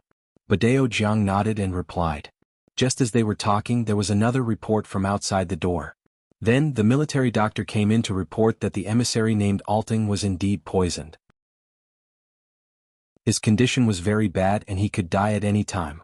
6th Young Master, the emissary is dying, but the military doctor said that he shouldn't die so quickly. After all, Alting is quite fat, so he should be able to last for a day or two. Should we send him away? Badeo Jiang carefully suggested. Is this what you mean? Yang Qindong asked with interest after listening. No. No, this is what General Ivan said in his report. He thinks that since he's an emissary, he represents the face of the Ilkhanate. If such an important person dies in our camp, there will be a lot of problems. Since that's the case, it's best to send him away while he's still alive. We can ask the Ilkhanate to send another emissary here. Thinking of what Ivan said in his report, Badao Jiang said almost exactly the same thing. Yang Qindong heard that this was Ivan's idea, and a smile appeared on his face. Well, since that's the case, let's do as General Ivan said. After all, the emissary's problem has always been this person's responsibility, right? Hearing that Yang Qindong agreed, Badao Jiang nodded and turned around to pass on the order. Leaving Yang Qindong alone in the command tent, he closed the contents of the telegram and unconsciously hummed a tune that no one had heard before. Badao Jiang left the command tent and saw Ivan waiting anxiously 100 meters away. General Ivan, the sixth young master, said that you've always been responsible for the emissary's problem. Since Alting is dying, immediately send him away and ask them to send another emissary. By the way, the emissary's food needs to be carefully checked in the future to prevent this from happening again. The last sentence was added by Badao Jiang himself. He felt that it was necessary to say it. And because of this sentence, the suspicion in Ivan's heart was dispelled. He even suspected that Yang Qindong had seen through his trick. But when he heard this sentence, his face relaxed a lot. Okay, I'll be careful in the future. Then I'll go arrange it. Ivan turned around and left, lamenting Alting's decisiveness in his heart. Originally, he was curious about how Alting would leave the five-star army's camp. He didn't expect Alting to go all out and use such an extreme method. Although Ivan didn't know how Alting did it. But his intuition told him that Alting would be fine. At most, he would suffer a little. This was all because Alting was afraid of death, and people who were afraid of death would always think of many ways to survive. Ivan watched as the Ilkhanate's emissary group left. He looked at Alting, who was carried on a stretcher and didn't say a word from the beginning to the end, only foaming at the mouth from time to time. He was really worried. He was afraid that the medicine would be too strong and that Alting wouldn't be able to last until he saw Ilkhanate. But at this point there was no use in hesitating. He had already told Alting about the five-star army's attack plan, and it wouldn't be long before Ilkhanate knew about it. That would be equivalent to betraying the five-star army. In that case there was no turning back. I hope everything goes well. He sighed. At this moment, Ivan looked in the direction of the central camp. He knew that if the plan went well, his ultimate goal would be there. At that time, with his 500 palace guards, he might have a chance of winning. If he could really kill Yang Qindong, his plan would be a success. In the blink of an eye, 3 days had passed since Alting left. In these 3 days they didn't see any emissaries from Ilkhanate. Not only that, just a moment ago, Commander Su Yunxing found out that a large number of cavalry had been mobilized in Ilkhanate's territory. From the looks of it, they were about to go to war. The sudden change was heard by some generals and they couldn't understand it. Could it be that some information was leaked? Or did Ilkhanate have no intention of negotiating at all? They were just like him, using the peace talks to buy time, but were actually secretly preparing? In the central camp, Yang Qindong also received the battle report from the scout division. He raised his eyebrows, and his eyes revealed a trace of undetectable killing intent. Summon all generals above division level, come in for a meeting. In less than half an hour, all the officers above division level had arrived in the central camp. There were also a few people who were stationed far away so they would catch up in a short time. But Yang Qindong didn't need to wait for them. Speed was the most important thing in war. Since the other side was already prepared, if he didn't act early, he would lose the initiative. Chapter 1489. Seeing that most of the people had arrived, Yang Qindong stood up from his seat.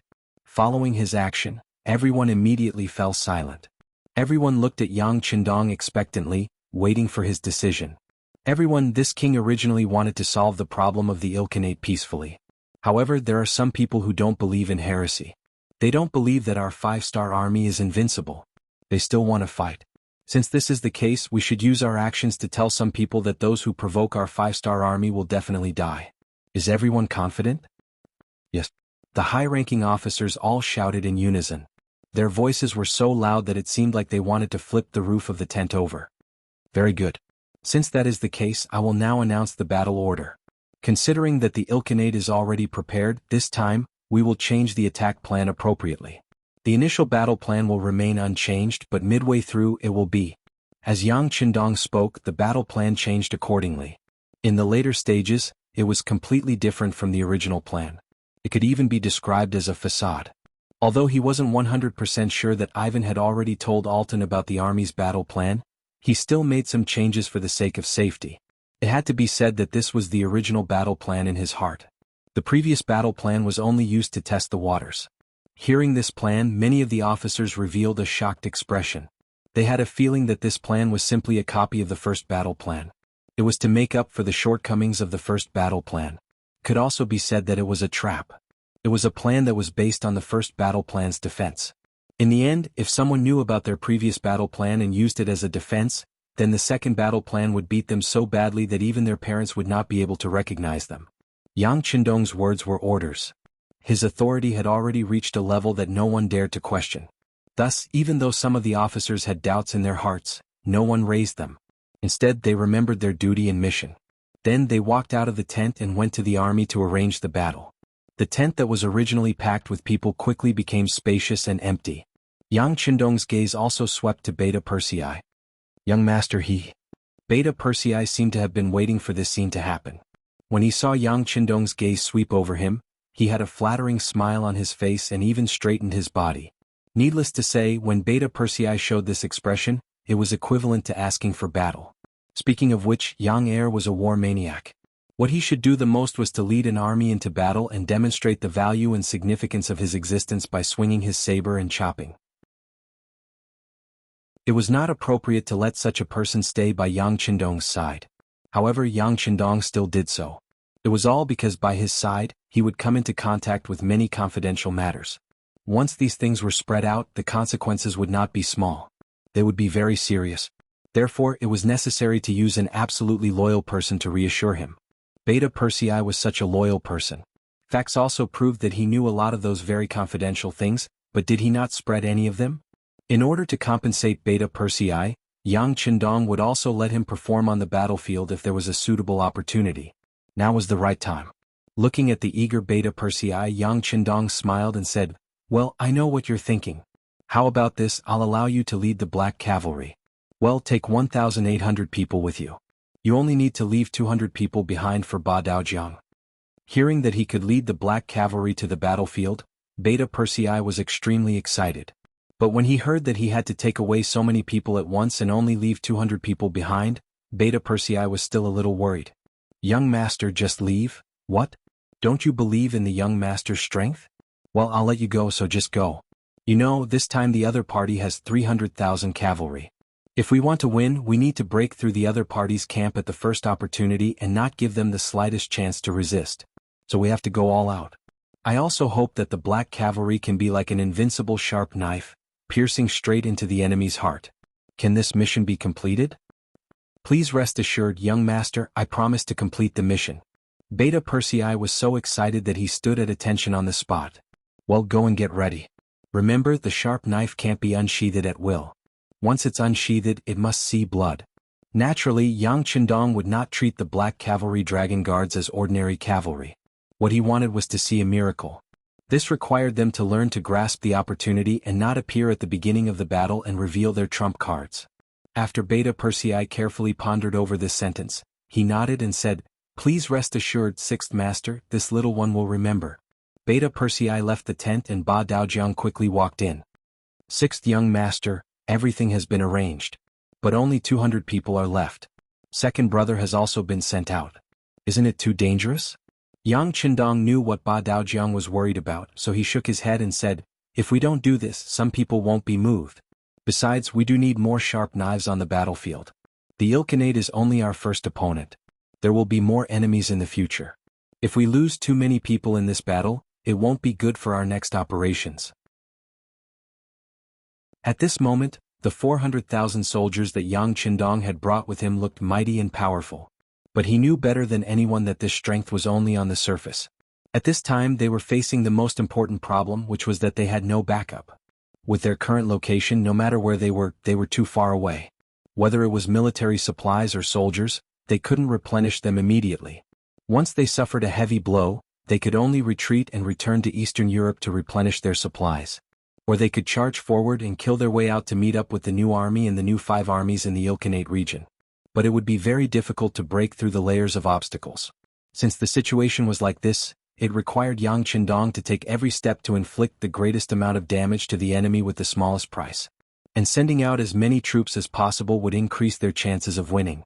As for the danger they might encounter, it was nothing if they were prepared. Ba Daojiang, have you obtained the firearms from the 2nd Division of Lengfeng? They are all here. The appropriate arrangements have been made. Ba Daojiang nodded heavily, his eyes filled with excitement. With these firearms he wouldn't be afraid no matter how many enemies came. Ivan. He was only a commander of 2,000 people, and he wasn't qualified to participate in the military meeting that Yang Qindong was hosting. As such, he didn't know about the changes in the battle plan. Otherwise, with his intelligence, he would have given up all the prepared actions after knowing all of this. That way Yang Qindong wouldn't have the chance to deal with him. As Ivan's subordinate, Qi Wen, one of the generals of the Golden Horde, was the current commander of the Meng Army's 3rd Division. The Meng Army is divided into 5 divisions, each of which has 40,000 people. The 1st Division commander is Wu Shugu, the 2nd Division commander is He, the 3rd Division commander is Qi Wen, the 4th Division commander is Baru, and the 5th Division commander is Wu Tua. The Forerunner Division has 100,000 people and is split into 2 divisions. The 1st Division is Ahuli, and the 2nd Division is Nikolov. The 1st Division has 50,000 people. In his tent, Ivan and a dozen other commanders of 2,000 people gathered and listened to the battle plan that General Qi Wen had arranged for them. Due to Yang Qindong's warning, no one knew if the Ilkhanate had bribed the generals to know about the battle plan in advance. Therefore, Qi Wen didn't mention anything about the change in the battle plan. He only said one sentence at the end of the meeting. On the battlefield, changes can happen at any time. It is very likely that we will have to make some changes according to these changes. When the time comes, everyone just needs to wait for orders. This was something that should be done. If they followed the designated route, no one could guarantee that there wouldn't be any unknown problems. Therefore, when the battle plan was changed, everyone who had led troops for many years was already used to it. Even Ivan didn't have any other thoughts after hearing this. He only knew that the 5-star army's battle plan didn't change, and that was enough. As long as the Ilkhanate was prepared, they would deal a heavy blow to the 5-star army, and then his chance would come. Ivan followed the others out of the tent of Qi Wen, the general of 30,000 men. Not far away, his captain Karela was waiting for him. The former deputy captain of his father-in-law's guards was one of the few people that Ivan could trust now. Gongzi, we have already inquired. In order to end this battle quickly, the Black Cavalry has also been dispatched. Someone saw Beta Persei leave the camp with 1,800 cavalrymen. At this moment, there are only 200 men left in the main tent to guard. Karela said in an excited but not loud voice as he walked beside Ivan. After he finished speaking, Karela still asked with a little worry, "Young master, you said this is a heaven-sent opportunity? Is it a trap waiting for us to jump in?" Karela was indeed worthy of being the deputy captain of the blind Grand Duke's guards. He was full of brains. Just from his words, it could be proved that he had indeed thought about the current situation. Ivan walked step by step towards his own camp, a pensive expression on his face. This battle was naturally important for the 5-star army. If they could defeat the Ilkhanate and the 300,000 cavalrymen in one fell swoop, their morale was bound to soar.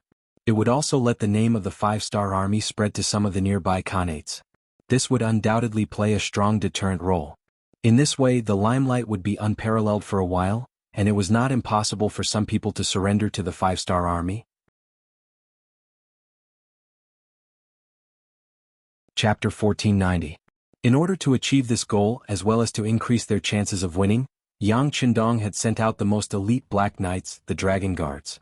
It seemed that everything was normal, but for some reason Ivan always had a feeling that everything was going too smoothly. Alatang's departure, the military operation plan was leaked, and even now, most of the guards around him were withdrawn. Yang Qindong seemed to be telling him, "Do you want to harm me? Do you want to make a move? Then come quickly, there won't be such a shop after this village." Since things were going too smoothly, Ivan felt a little unconfident. He had thought about it carefully. It seemed that everything that happened was so natural, and it seemed that it was because of his own efforts that this ending appeared. Wasn't this what he wanted? Then what was there to hesitate about? The most taboo thing for those who wanted to achieve great things was to be decisive. If it was very likely that victory would be brushed aside. So after thinking about it, Ivan decided to give it a try, because he was also worried about whether there would be a chance after this time. Especially once the five-star army on the east and west sides converged, he was afraid that at that time he, as an external general, would not have a chance to get close to Yang Qindong. At that time, how could he talk about revenge? It won't be a trap. Our plan is very thorough. Like this, don't do anything, act as usual, we just need to make a move when it's the most appropriate time. Ivan said carefully. He couldn't guarantee that no one among the 500 palace guards had secretly become Yang Qindong's spies. So except for these few people he trusted, before the matter was done, he wouldn't reveal a trace of information. Hearing Ivan's answer, Korea was relieved. Although their master was very young, he was an existence that even the Grand Duke of Blindness often praised. The five-star army's attack began. Before the Ilkhanate was fully prepared, the first echelon of Air Force hot air balloons rose into the air and flew straight to the target. Not only could they play the role of Air Force reconnaissance, but they could also play the role of air bombers when they encountered a dense group of enemies. With the help of the engines, the hot air balloons moved faster and faster. Soon, hundreds of hot air balloons filled the entire sky above the battlefield. At this time, Harsinhan of the Ilkhanate was also mobilizing his army. Relying on the information brought back by Alting, he began to launch a counterattack against the five-star army. Under Ha Linhan's command, 80,000 cavalrymen were sent to various locations on the battlefield. The pale-faced Alating also came to the central tent. When he saw that the Great Khan had only sent out 80,000 cavalry, he asked with a puzzled look, "The cavalry of the other countries haven't arrived yet. How long has it been?" "No. They all arrived 3 days ago." Harsin Khan smiled proudly. This time, in order to support the Ilkhanate, the reinforcements sent by the other Ilkhanates arrived on time. With 300,000 cavalrymen in his hand, he had a great feeling that no one in the world could compete with him. Listening to Harsin Khan's proud answer, this time it was Alating's turn to have a puzzled look. If that's the case, why didn't the Great Khan send out the army to block the five-star army's attack direction and seize the initiative? "Oh, no hurry, let's wait and see first," Harsin Khan said slowly. Obviously, he didn't completely believe the information that Alating exchanged with his life, and he also didn't believe the young man who was supposed to be the heir of the Ross Principality. After hearing this, Alating's face turned red. However, he didn't know what to say. After all, he couldn't guarantee that Ivan was telling the truth. If there were any discrepancies, it would involve the lives of 300,000 cavalrymen. Even if he killed himself, he wouldn't be able to bear the responsibility. As expected, the commander of the alliance, Great Khan Harsin Khan, didn't completely believe the information that Ivan said. When the news was sent back, Yang Qindong let out a sigh of relief. This gave him more time to adjust his strategy. When Harsin Khan found out that Ivan's information wasn't wrong, he would definitely send out all his troops. This way the five-star army's revised attack plan could be put to use. At that time, it would be time to deal a heavy blow to the enemy and obtain victory. At this moment, Yang Qindong could almost see the scene of victory. But what he didn't know was that danger was surrounding him. 20 miles to the left of the 5-star Legion Corps, a force of 30,000 Mongol cavalry was hiding in a dense forest. Just from the fact that these cavalrymen were holding grass in their hands, their horses were wrapped in their hooves, and the fact that 30,000 people were piled up together without making a single sound, one could tell that this was an extremely elite cavalry force. If Yang Qindong was here, he would be able to recognize at a glance that the leader of this group of generals was the one who had disappeared for a long time, the one who once had an illustrious reputation on the grassland, Master Tolos. This was a group of elite Mongolian cavalrymen led by Yes Hen. Ever since they were defeated and forced to leave, Yes Hen brought 60,000 cavalrymen and escaped from the five-star army's line of sight. In order to hide their tracks, they were very careful along the way. They passed through dense forests and walked through deserts. They would go wherever there were fewer people. Furthermore, in order to make the five-star army forget about them, they would hide wherever there was human habitation. Sometimes, in order to avoid people, they would take a detour of tens or even hundreds of li to completely hide their tracks. It had to be said that Yeshin's way of doing things really made the Yangtze Intelligence Department lose track of them. As a result, they settled down in a deserted area in the desert and stayed there for 5 years. Although the place they chose was remote, there were water plants and it was a good place to graze.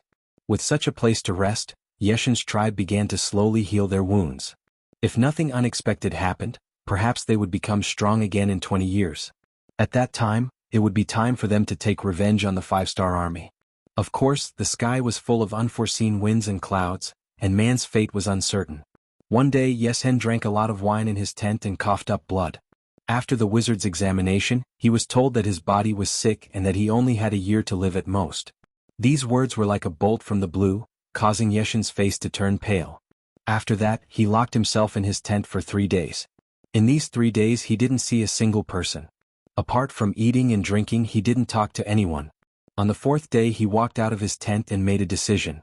He wanted to find Yang Qindong and take revenge.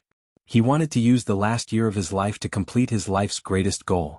Just like this, apart from leaving behind a few youths to General Buru to protect their homeland and reproduce, he chose the most elite 30,000 people. With Bo Muir, one of the 4 great generals, as his deputy, they walked out of the desert and embarked on the journey to find Yang Qindong. Since last autumn, they had walked out of the desert and searched for Yang Qindong's whereabouts. As the days passed, Yesen had his own worries. He was afraid that he wouldn't be able to find Yang Qindong in his last days. If that happened, he wouldn't have any hope of revenge. Even if he died, he wouldn't be able to rest in peace. Perhaps the heavens didn't disappoint those who were willing. Finally, the cavalry scouts sent back news that Yang Qindong had appeared. He appeared in the region west of the Ilkhanate. When he heard this news, Yeshen's eyes couldn't help but shed tears. That was a sign of his excitement. After that, he led the 30,000 cavalrymen to the back of the 5-star Army's main camp. The news from the cavalry scouts had once made Yesen feel discouraged. When he heard that Yang Qindong had brought 400,000 cavalry, he thought that he had no hope of revenge. After all, 30,000 against 400,000, and they were the elites of the 5-star army, he had no chance of victory. However, yesterday he suddenly received news that the 5-star army had set out, splitting into more than 10 groups to kill their way towards the Ilkhanate. Yesen once again knelt on the ground. He wanted to thank the heavens for giving him this opportunity for revenge. In particular, when he found out that his target Yang Qindong's commander flag was still in the central camp and hadn't moved. He didn't follow his subordinates to the front lines. He knew that his chance had come. Leader, should we send someone to scout? It would be best if we can confirm that Yang Qindong is indeed in the central camp before we make our move. That way it would be safer. Deputy General Bo Muir gave his opinion in an experienced manner. We don't have time. Yesen shook his head and rejected this suggestion. He didn't know when the 5-star army would return after setting out. What if they didn't wait for the right opportunity and the other party's main force returned? If that was the case, wouldn't he be wasting this once-in-a-lifetime opportunity? Yesen didn't want to regret anymore. He decided to give it a try even if it didn't work. Even if they all died here, at least he had worked hard and fought for his goal. Let everyone have a good rest. Before dawn, the army will start moving and raise our Khan flag. This time, I want Yang Qindong to die with a clear understanding. Ah. Yesen laughed loudly as he made the final decision of his life. At this time, Yang Qindong didn't know that he had been targeted. Both the scouts and the hot air balloons in the sky had done their scouting and had come to the same conclusion. The 300,000 cavalrymen that the Ilkhanate had fought so hard for were all in a defensive position. No one took the initiative to attack and no one dared to take the initiative to attack. Therefore, the rear of the army was arranged very well. This time, in order to use the fastest and most ruthless method to deal a heavy blow to the enemy, Yang Qindong had sent out all of his 400,000 troops. The only ones left behind were some medical personnel and the 200 black cavalry soldiers. Chapter 1491. Yang Qindong even purposely separated his provisions camp because there were tens of thousands of cavalrymen in charge of guarding the provisions. Once these people were by his side, he had to worry about whether Ivan, who had designs on him, would dare to make a move. It could also be said that Yang Qindong was willing to risk his life in order to convince Ivan of his death and also to give an explanation to the blind duke and the nobles and generals of the Ross Duchy who surrendered to him. If he doesn't come, then I will only look down on his courage. Humph. After letting out a cold snort, Yang Qindong sat in the tent and slowly flipped through an ancient book. It was as if he didn't know that danger would come at any time. Ba Daojiang, who was waiting at the side, was a little nervous, but after seeing Yang Qindong's performance he calmed down a lot. He was infected by Yang Qindong's performance. Thinking of this, there were 200 black cavalry armed to the teeth with muskets. Even if Ivan came, what was there to be afraid of? He was just coming to die. Would Ivan really come? The answer was yes. The central camp was so empty.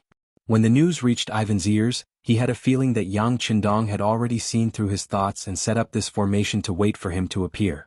But even so, knowing that it was a trap, Ivan decided to jump into it. On this point he and Yeshen had the same idea. If he didn't make a move this time, it would be difficult to wait for such a suitable opportunity. Knowing that there was a tiger in the mountain, but still going to the tiger's mountain. At this time Ivan was determined to fight to the death. After hearing that there were only 200 black cavalry and nearly 1,000 medics in the camp, there were no other soldiers. He who was advancing according to Commander Chiwen's orders suddenly stopped. Along with him were the 500 former palace guards. It was time to make things clear to these people. When Ivan said that he was going to return to the middle corps camp and take Yang Qindong's head, Zhang Ruochen was shocked.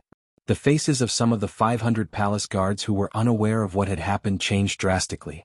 It was true that they used to be guards of the palace and had received the favor of the Grand Duke of Blindness. Logically speaking, his former master was the monarch. If the monarch wanted the subject to die, the subject had no choice but to die. However, ever since they surrendered to the 5-star army, the treatment they received was no worse than the former palace guards. Most importantly, they saw too many of their clansmen who had been promoted because of their military exploits. Originally, when the 5-star army said that everyone was equal when it came to military merits, some people didn't believe it. However, reality slapped them in the face. Because of this, everyone's enthusiasm was aroused and they saw hope in life. Since others could get a military position and excellent treatment through military merits, why couldn't they also be indomitable men? Just when everyone was holding their breath and wanted to get more military merits through hard work and desperation in this battle, it turned out that their master's son actually wanted them to rebel. This psychological contrast could be imagined. For a time, many people's faces showed signs of struggle. For everyone to have such a performance, it was already in Ivan's plan. During this period of time, he had also carefully observed that these guards under his command were indeed attracted by the military merits of the 5-star army. Some of them were far more enthusiastic than before when they were training. This was another important reason why Ivan still decided to make a move even though he knew that Yang Qindong might have noticed his rebellion. He was worried that after a long time, these guards would be loyal to the 5-star army. If that was the case, he wouldn't be able to find help when he had the chance. Just based on this point, he had to rebel. He had to rebel now. The famous Ivan the Great in history wasn't called for nothing. When it came to bewitching people, he wasn't much worse than the earliest political commissars of the 5-star army. He acted as if he didn't see the hesitation on everyone's faces and said, "You are all people that father-in-law once trusted. You are all the most outstanding youths of the Ross clan. You are all the future hope of the Ross clan. You shouldn't stay in the 5-star army and be enslaved by the Han people. Even our descendants will be born as slaves. On the contrary, we should be the ones standing at the top. Now I am willing to invite everyone to fight for the future of the Ross clan. In the future, your names will be remembered by future generations. Your descendants will also be happy and proud to have ancestors like you. Brave warriors, please take out your sabers and wave your arms. Let's fight for the future of the Rossi clan. Ivan hereby promise that no matter who you are, those who die in battle will be remembered forever. Those who survive will also enjoy endless glory and wealth. Now let me ask you, are you willing to fight with this young master?" When he said this, Ivan intentionally glanced at Karela and a few other confidants in the crowd. Karela and the others, who had been waiting in the crowd for a long time, immediately waved their arms and shouted loudly, "Yes, yes." This shout, perhaps due to the crowd mentality, or perhaps because Ivan's eloquence was too good, painted a grand blueprint for everyone. In short, more and more people shouted that they were willing. In the end, all 500 warriors shouted in unison, as if anyone who fell behind was a coward. The morale was raised and everyone's enthusiasm was aroused. Finally, a satisfied look flashed across Ivan's face. "Good. Now everyone follow this young master. Let's kill Yang Qindong and rebuild the Ross nation. Kill Yang Qindong and rebuild the Ross nation." Under the lead of Karela and the others, the shouts became louder and louder. Amidst the shouts, the 500 cavalrymen followed Ivan, who had already rushed out, and charged towards the central camp. Ivan's troops, who were less than 10 miles away from the central camp, separated from the main force when the sky turned dark. Because the order to retreat did not reach the ears of the 1,500 soldiers, they continued to advance according to the set goal, so the nearby allies did not notice this change. By the time they realized that something was wrong, the battle had already ended. As for the 200 black cavalry soldiers who stayed in the central camp, although the sky was already dark, none of them felt sleepy. This was because they knew that the real danger was about to come. Other than Yang Qindong, Ba Daojiang had the highest military rank among those who stayed behind. Before the sky turned dark, he had already called for the director of the field hospital that accompanied them to hide in the tent with the medical staff. No matter what happened outside, they were not allowed to come out. This was an order. The director was also confused. This was not the first time he had encountered a field hospital and a central military tent in the military camp. After all, they were non-combat troops and could play a very good role in treating the wounded. They did not need to go to the battlefield and would still be protected. But this time, it was the first time he encountered a situation where only 200 black cavalry soldiers were left in the central camp. Yang Qindong was Yang Xie's leader, the leader of the 5-star army. Leaving only 200 people to protect him was really puzzling. Could it be that there was a deeper meaning behind this? Although he was puzzled, the director did not dare to ask.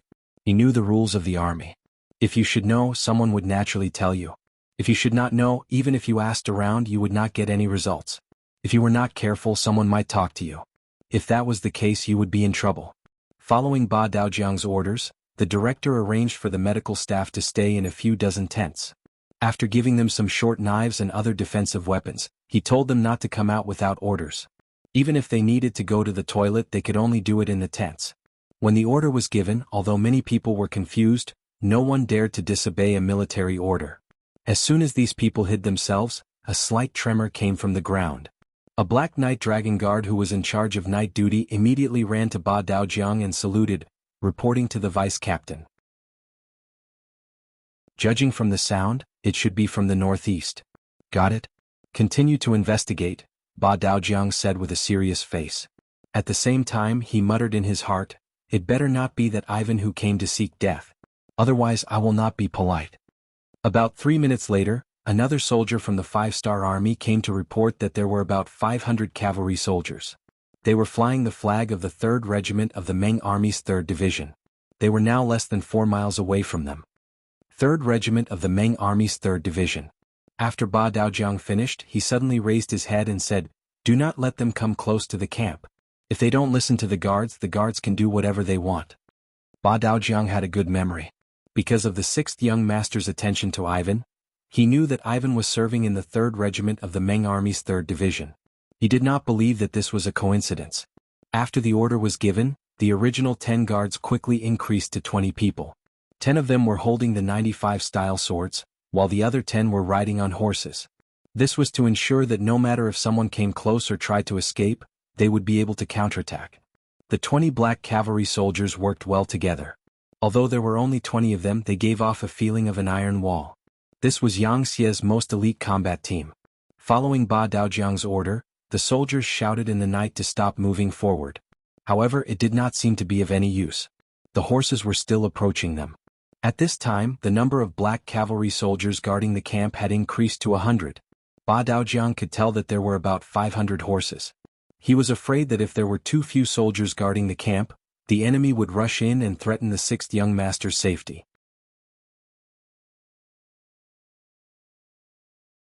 Chapter 1492. Ba Daojiang saw it as a huge test for him to be able to stay behind and bear such an important responsibility. He knew that no one in Yangxie could defeat Yang Qindong in terms of individual strength. However, he still hoped to protect the 6th young master and not give him a chance to make a move. This was what a qualified Long Wei should do. Ba Daojiang was already paying attention to the enemy, but he still neglected one thing: Ivan's cunning.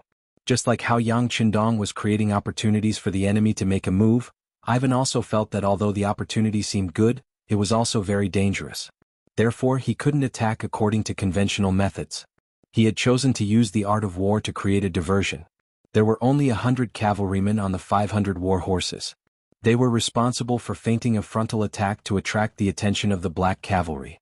As for himself, he led the remaining 405 palace guards in 3 different directions and sneaked into the main camp on foot. Even though there were 400 of them, Ivan didn't intend to let them attack together. His goal was simple: to kill Yang Qindong. In order to achieve this goal, so what if he had to sacrifice the 500 people around him? In the eyes of those who wanted to achieve great things, they didn't care about trifles. In order to achieve their goals, they often used unscrupulous means. The lives of some lowly guards were nothing. Ivan's ruthlessness was beyond Ba Daojiang's expectations. Perhaps it was because of the different education methods they received. The former was willing to sacrifice everything to achieve their goals and viewed life as nothing. The latter valued the lives of his comrades more than the heavens. This difference in ideology was destined to make the latter suffer. Ivan approached the central camp on foot. He didn't see the black cavalry in the dark, but he believed that it wasn't that they didn't exist. It was just that the enemy hid well and he couldn't see them. He had a feeling that there were many pairs of eyes in the dark searching for him. When he thought about the 100 cavalrymen he sent to lure the enemy in, he knew that he didn't have much time left. Send the signal to the first squad. Tell them to attack. Ivan's eyes flashed with a vicious glint in the dark. Karela, who was beside him, agreed and lit the torch beside him. He raised it up and circled it around him. That was the signal to attack. 100 palace guards responded and rushed out from the east side of the central camp, charging out with lightning speed. There are enemies in the east. Stop them. Ba Daojiang heard the commotion from the east and immediately gave the order. A group of 30 black cavalry soldiers charged forward. However, 3 minutes later, another wave of battle cries came from the north. Ba Daojiang's eyes widened in shock. He wasn't sure how many people there were on the other side, but he was sure that it was impossible for the central tent to not be affected. 30 men go to the north. Ba Daojiang once again gave the order to split up his forces. Then he stared at his surroundings. He had a feeling that the enemies from the south would appear next. Sure enough, about 3 minutes later, battle cries could be heard from the south, and it seemed to be louder than the sounds from the north and east. Ba Daojiang couldn't stay calm anymore. He decided to report this to Yang Qindong. As soon as Hakudu Jiang turned around, Yang Qindong, who was wearing a golden cape, walked out of the tent and stood behind him. Go. Leave 10 people behind for me. For some reason, after hearing Yang Qindong's calm voice, Ba Daojiang, who was still a little flustered, instantly calmed down. Yes. Ba Daojiang saluted and left a squad of black cavalry soldiers behind. He led 40 men and charged towards the south, where the battle cries were the loudest. Beside the bonfire in front of the main tent, Yang Qindong in his golden cloak was particularly eye-catching. Perhaps this was his way of telling the enemy in the dark that he was here. If they wanted to take his life, they could come now. Otherwise they wouldn't have the chance. Just as Yang Qindong looked into the darkness, a figure suddenly appeared in front of him. Then, there were more than a dozen until there were more than 100 of them. The leader of this group was young Master Ivan of the Ross Duchy.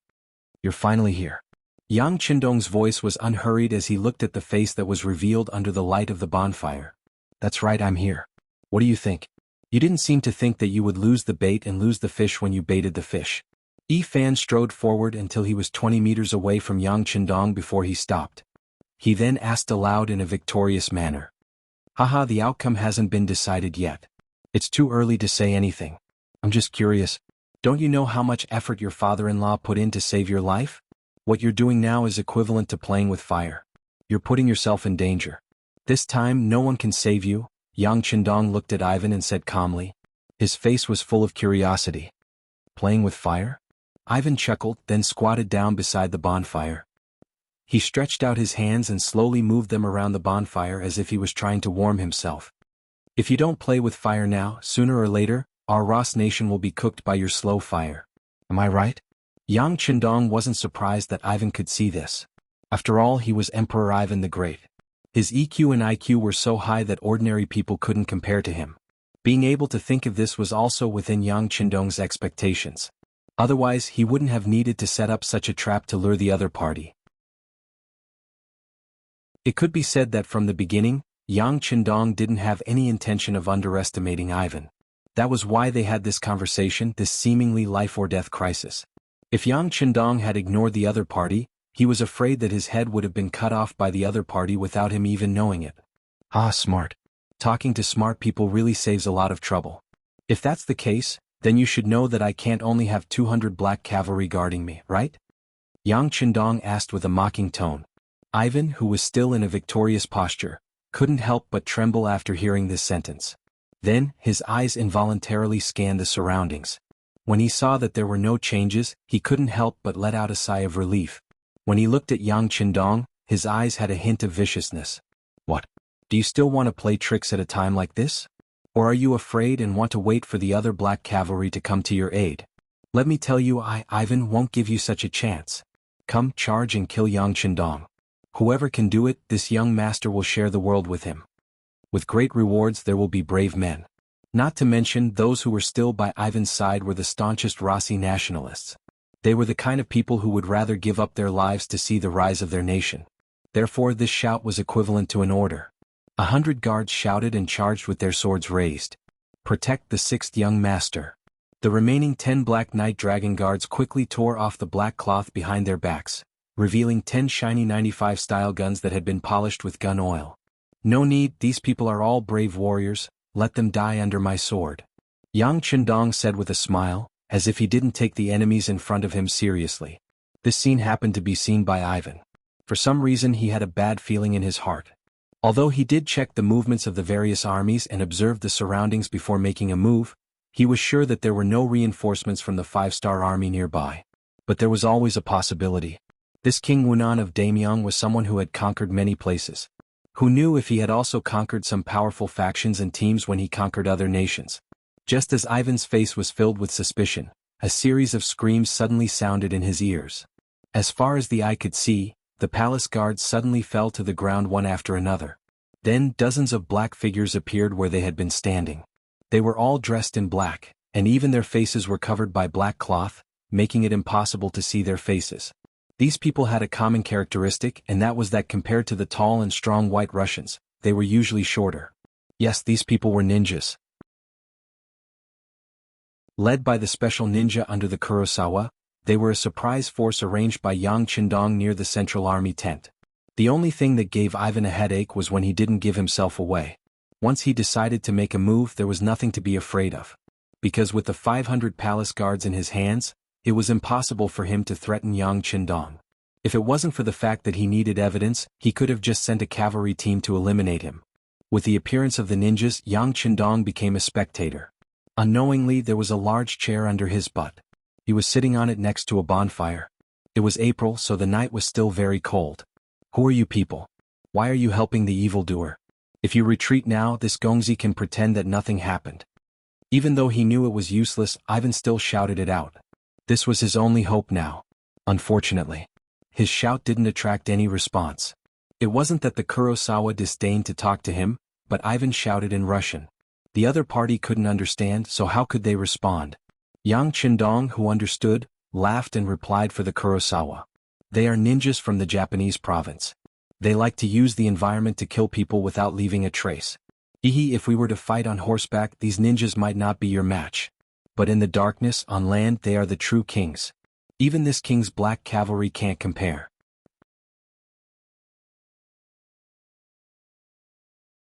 Chapter 1493. Ninjas from the Japanese province? They're actually not Han people. You actually dared to arrange such a strong force to protect you. Aren't you afraid that they'll betray you and do something that's not beneficial to you? Ivan asked in shock. At the very least, if it was him, he definitely wouldn't trust the strength of a foreign race so easily. Betray me? Why would they do that? Although the current Japanese people aren't the same as before, they've all moved away. But no matter where they go, as long as they're in my Yangxia territory, they can live a better and more stable life. They should be happy and satisfied right now, right? How could they think of harming this king? Ivan, not everyone is like you, an ungrateful wretch. Yang Chendong took this opportunity to mock Ivan. Bah, they're all fools. They were tricked by you, deceived by you. I'm sure they'll regret it in the future. Ivan shouted with a look of disagreement. Then, with tears in their eyes, they watched as the guards beside them were killed one by one.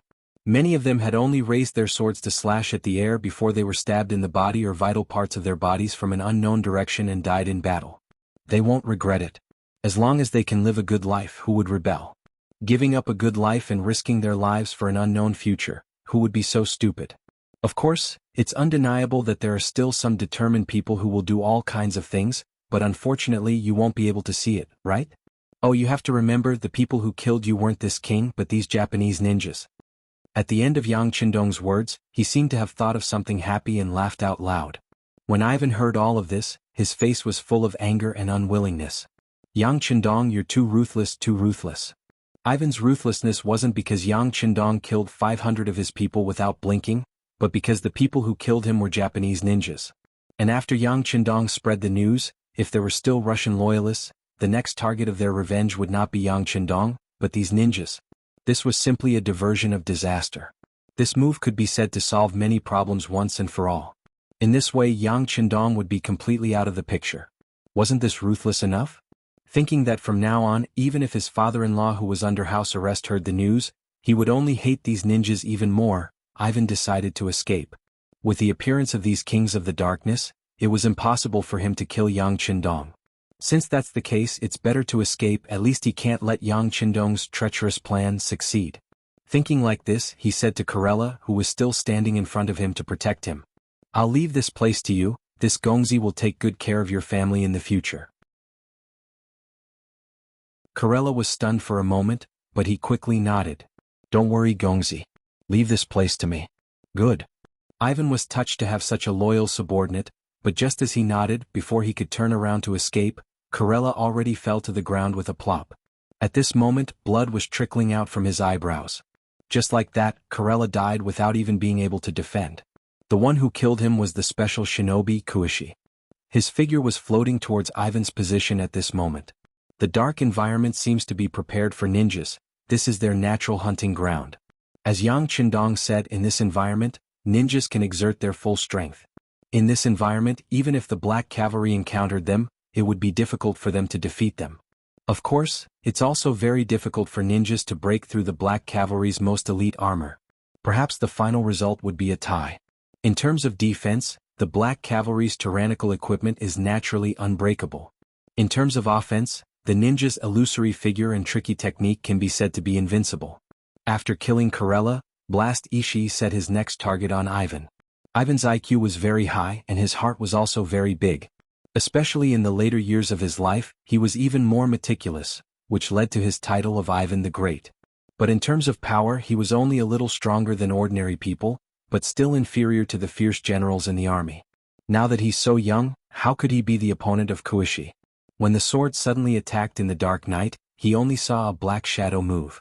After he said the words so fast in his heart, his whole body trembled and he fell backwards. Ninjas have always been the main way to kill people, and after a successful attack they will leave. Unless it's a last resort, they won't entangle with the target and the opponent. Special ninja Kazushige Ishikawa used it to the extreme.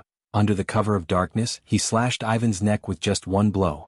When the main artery continued to spurt out blood, he had already left and went to the next target. Ivan died like this, quietly looking up at the starry night sky with a posture of looking up. His face was not ferocious but also not peaceful. If you look carefully, there is a trace of confusion and unwillingness. Ivan's death proved a fact. That is, there will be no more Ivan the Great in history. His life was completely changed because of meeting Yang Qindong, and it was ended in advance. Just less than 2 minutes after Ivan's death, no white Russian soldiers could be seen outside the main tent. All of them died in the hands of a team of 50 ninjas. Their death only resulted in minor injuries to 3 ninjas. From the beginning to the end, 10 Black Cavalry stood around Yang Qindong to protect him, and they didn't even move a finger, and the matter was over. "Very good, Kuishi, your task was done very well and you will be rewarded," Yang Qindong said with a smile on his face. "Thank you for the king's praise, this is what we should do," Kuishi said without the slightest emotion.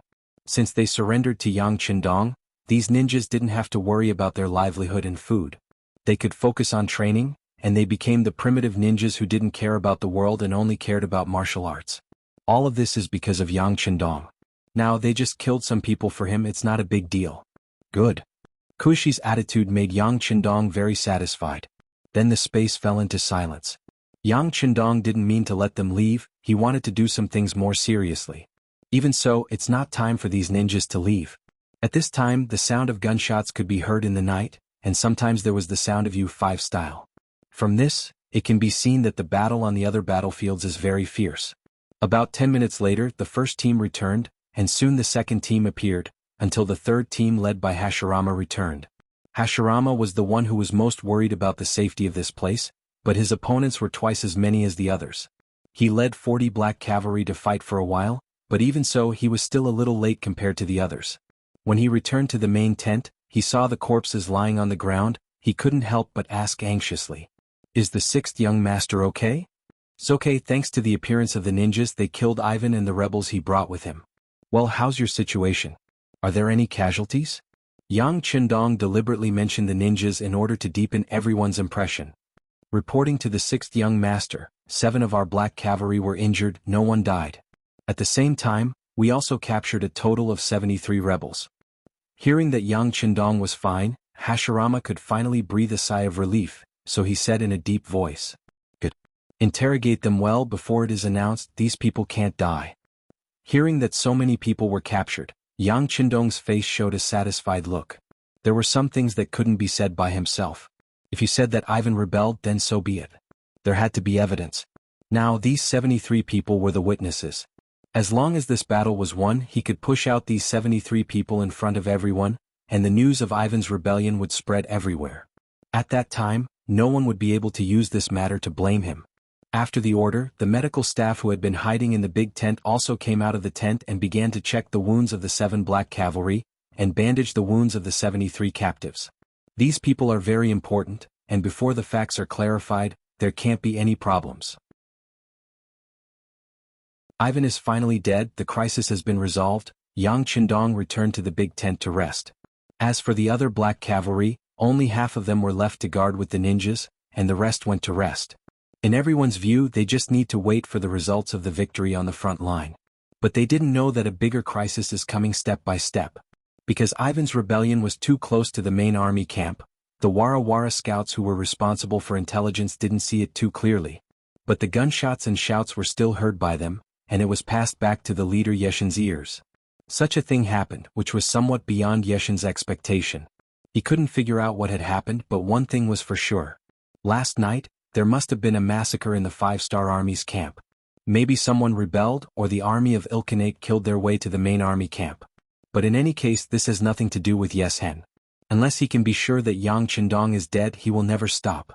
Well, the order is passed down, everyone take the time to rest, we will set off tomorrow at dawn. This time we won't stop until we achieve our goal.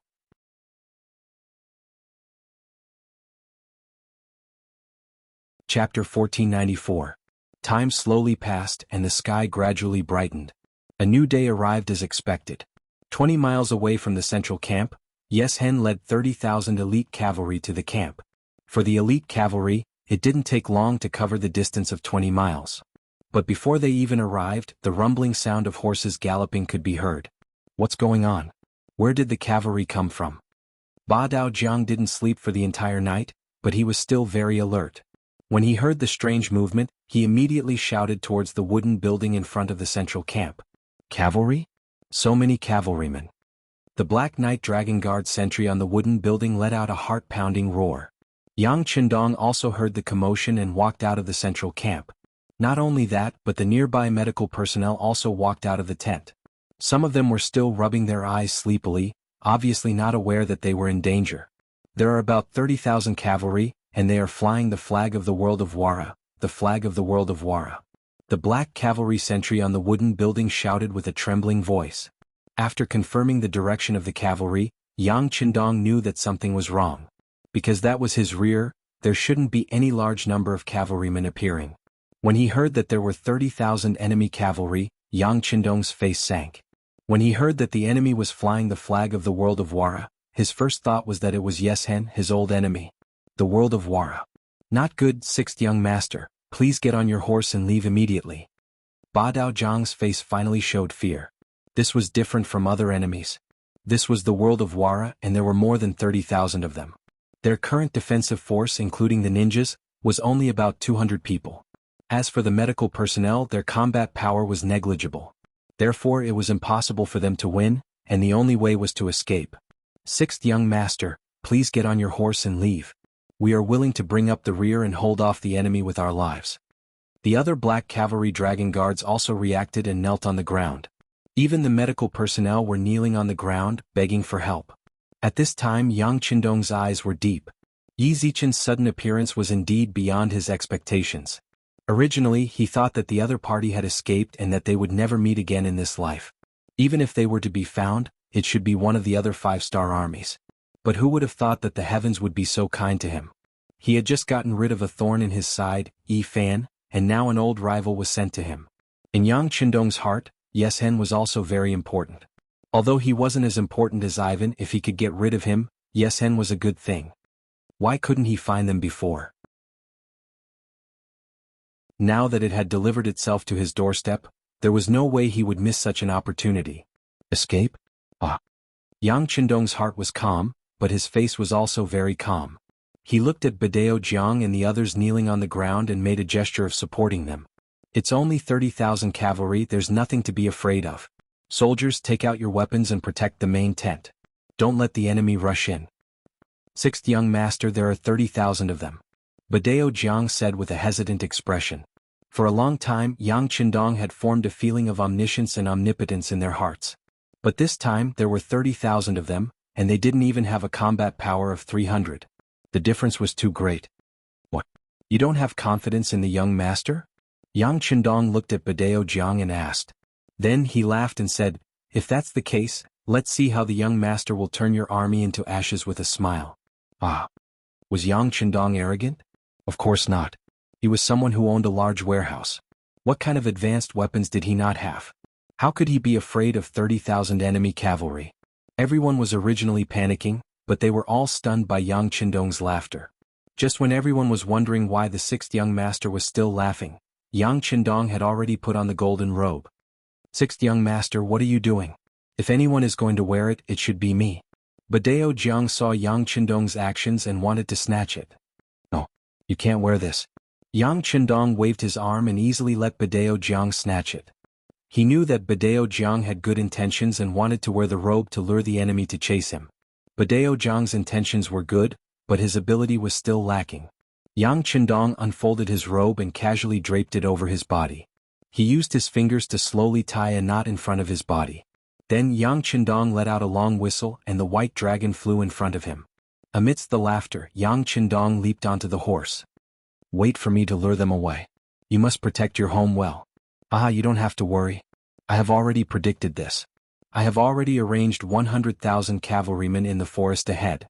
Dealing with them will be a piece of cake. As he spoke, he gave Badao Jiang a look that said, I'll leave this to you. Then he exerted strength in his legs and urged his horse to charge towards the enemy. Seeing Yang Qindong get on his horse and leave, Badao Jiang wanted to follow closely behind. However, when he saw more than 1,000 medical personnel around him and recalled the sixth young master's instructions, he stomped his feet and gritted his teeth. Everyone listen to my orders. The women will hide in the tent. The men will collect their weapons. We must protect our home. When the sixth young master returns, we must all stand in front of the sixth young master. Badao Jiang's position here was the highest. Since he had already given his orders, even if the others were willing, they had to obey. Immediately, 200 black cavalry soldiers, 50 ninjas, and close to 200 male medical personnel came forward to collect their weapons. Yang Qindong galloped forward on his horse. His eyes were cold and murderous as he charged towards the enemy. Gale Leaf's golden robe fluttered in the wind. Even though the distance between the two parties was far, it was already very eye-catching. What is that? Seeing a warhorse approaching from afar, Yesen, who was charging at the front, couldn't help but slow down his horse out of instinct. This time, in order to achieve the goal of success in one strike, he had also put his life on the line. He had taken the lead and rushed to the front. It could be said that he had taken the lead. It was precisely because Yesen was charging at the front that he could see the enemy very clearly. When the distance between the two parties was less than 150 steps, Yesen finally saw the enemy clearly. Although he wasn't very clear due to the distance, he could vaguely see the shape of Yang Qindong. Aha, are you Yesen? Do you dare to fight one-on-one with this king? Yang Qindong also stopped his horse when he was 150 steps away. Not only was he not afraid of the enemy, he even issued a challenge loudly. It's Bugnam of Gojoseon. Hearing the voice that he had heard countless times in his dreams, Yesen instantly became excited. He didn't know that the five-star army's main camp was extremely empty in order to lure Ivan into a trap. At this moment he didn't think so much. He only knew that the person in front of him was undoubtedly Yang Qindong. He couldn't be more familiar with that voice. As for that figure, even if it turned into ashes, he would still recognize it. It was precisely because of this that when he saw Yang Qindong personally coming out to greet him and even wanted to fight him one-on-one, he instinctively thought that the other party had some goal or even a trap. For a moment, he didn't dare to say anything and just stood there in a daze. Aha, cowardly child. Aha, giddy up. Seeing Yesen lead the army to stop, he felt proud when he thought about how he had defeated 30,000 soldiers and even suppressed the other party in terms of momentum. After a burst of laughter, he whipped his horse and galloped towards the not-so-big tree on the left. Just as he was wondering what Yang Qindong was up to and what he was going to do, he suddenly saw Yang Qindong walk in a different direction. After 2 breaths of time, he cried out that he had been tricked. At this moment, how could he not see that Yang Qindong was obviously afraid of him and wanted to escape? Haha, who would have thought that the great King Wunan of Daimyong, the war god Yang Qindong, who had the title of war god, would actually have a time when he didn't have any soldiers by his side. This is the heavens taking care of me. Since that's the case, boys, follow me and chase him down. Today we will definitely kill Bugnam of Gojoseon on his horse and take revenge for our brothers who died. Yesen waved his saber and rode his horse. With a loud roar, he followed closely behind Yang Qindong like a gust of wind. After the other Mongol cavalry heard their leaders shout, they were all extremely excited. They followed behind Yang Qindong, shouting and yelling. At this moment, no one would have thought that such a thing would happen. No one would have thought that this mission would be so easy to complete. No one would have thought that the result of this charge would be so many people dying without a complete corpse. The battle at the front was in full swing.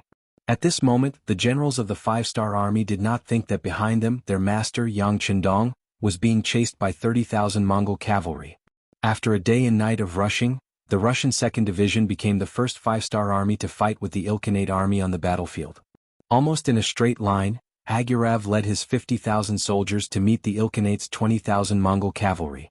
Perhaps the enemy did not think that the 5-star army would advance so quickly. They were completely unprepared. They did not even have time to spread out their army, and the army behind them was still moving forward. Seeing this opportunity, how could Nikolaev let it go? He immediately shouted to encourage his soldiers, "Generals, the chance to kill the enemy has come. They don't have as many people as we do. Charge! Charge!" A total of 50,000 Mongol cavalry rushed out under the command of their general. In terms of individual size, the White Russian man was much taller than the Mongol. Adding on the fact that they had the advantage in numbers, their charge was full of momentum. Therefore, when they attacked, the 20,000 Mongol cavalry quickly ran away.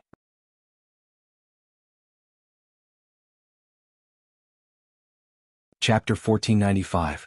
These 20,000 Khaganate soldiers had been sent by Yusang. Originally, Harsan Khan had given them the task of forming a defensive line in the center to stop the charge of the 5-star army. If possible, it would be best to delay them and give the main force a chance to surround them. However, an army was still an army. It was impossible for them to be truly united. Seeing the cavalry of the 5-star army charge over, and the enemy outnumbered them, they were thrown into disarray. In addition, their defensive line had yet to be fully formed. Before they could even meet the enemy, they had already fallen into disarray. Quick, send someone to inform Harsan Khan. Ask for reinforcements, ask for reinforcements. As the Yusang general fled, he sent out scouts on horseback to report the news. Compared to their primitive method of sending messages, the 5-star army's method of sending messages was far more advanced. Moreover, just the hot air balloons that floated in the sky from time to time had already clearly seen what was happening below. Our 2 divisions are currently pursuing Yusang. There's no danger nearby. I repeat, there's no danger. On the hot air balloon, an Air Force soldier was using binoculars to observe the movements on the ground. At the same time, he was using flag signals to report to the surrounding hot air balloons. Just like that, while someone was watching from the sky, the 2 divisions on the ground boldly gave chase. This chase lasted for a full 50 li. Soon after, a signal came from the sky. On their left flank, 30,000 cavalry carrying the banner of the Crimean Khanate were circling around. What was even worse was that on their right flank, a group of 50,000 cavalry under the banner of the Khanate was also approaching from all sides. 30,000 plus 50,000 plus 20,000, that's a total of 100,000 people. On the ground, after seeing the news from the hot air balloons in the sky, Nikolaev did some calculations and realized that his forces were inferior. Thus, he decided to stop the chase and retreat from the battlefield. However, before he could do anything, the hot air balloons in the sky sent another message. Behind them, the 40,000 soldiers of the Mongolian 2nd Division He were approaching. Based on their speed, they should be able to reach the battlefield in less than an hour. 5 plus 4, that's 90,000 people. 90,000 against 100,000, this battle is still possible. After Nikolaev received the news, he quickly changed his mind. He immediately gave the order for the entire army to stop their pursuit and scatter iron caltrops on the ground to form a defensive formation. They were waiting for reinforcements to arrive so that they could attack from both sides. Before they set off, Yang Qindong had told them in front of the officers at the division level and above that the most important goal of this battle was to eliminate the enemy's power. Therefore, as long as the conditions were right, it was best to engage in a decisive battle with the enemy's main force when their own safety wasn't too threatened.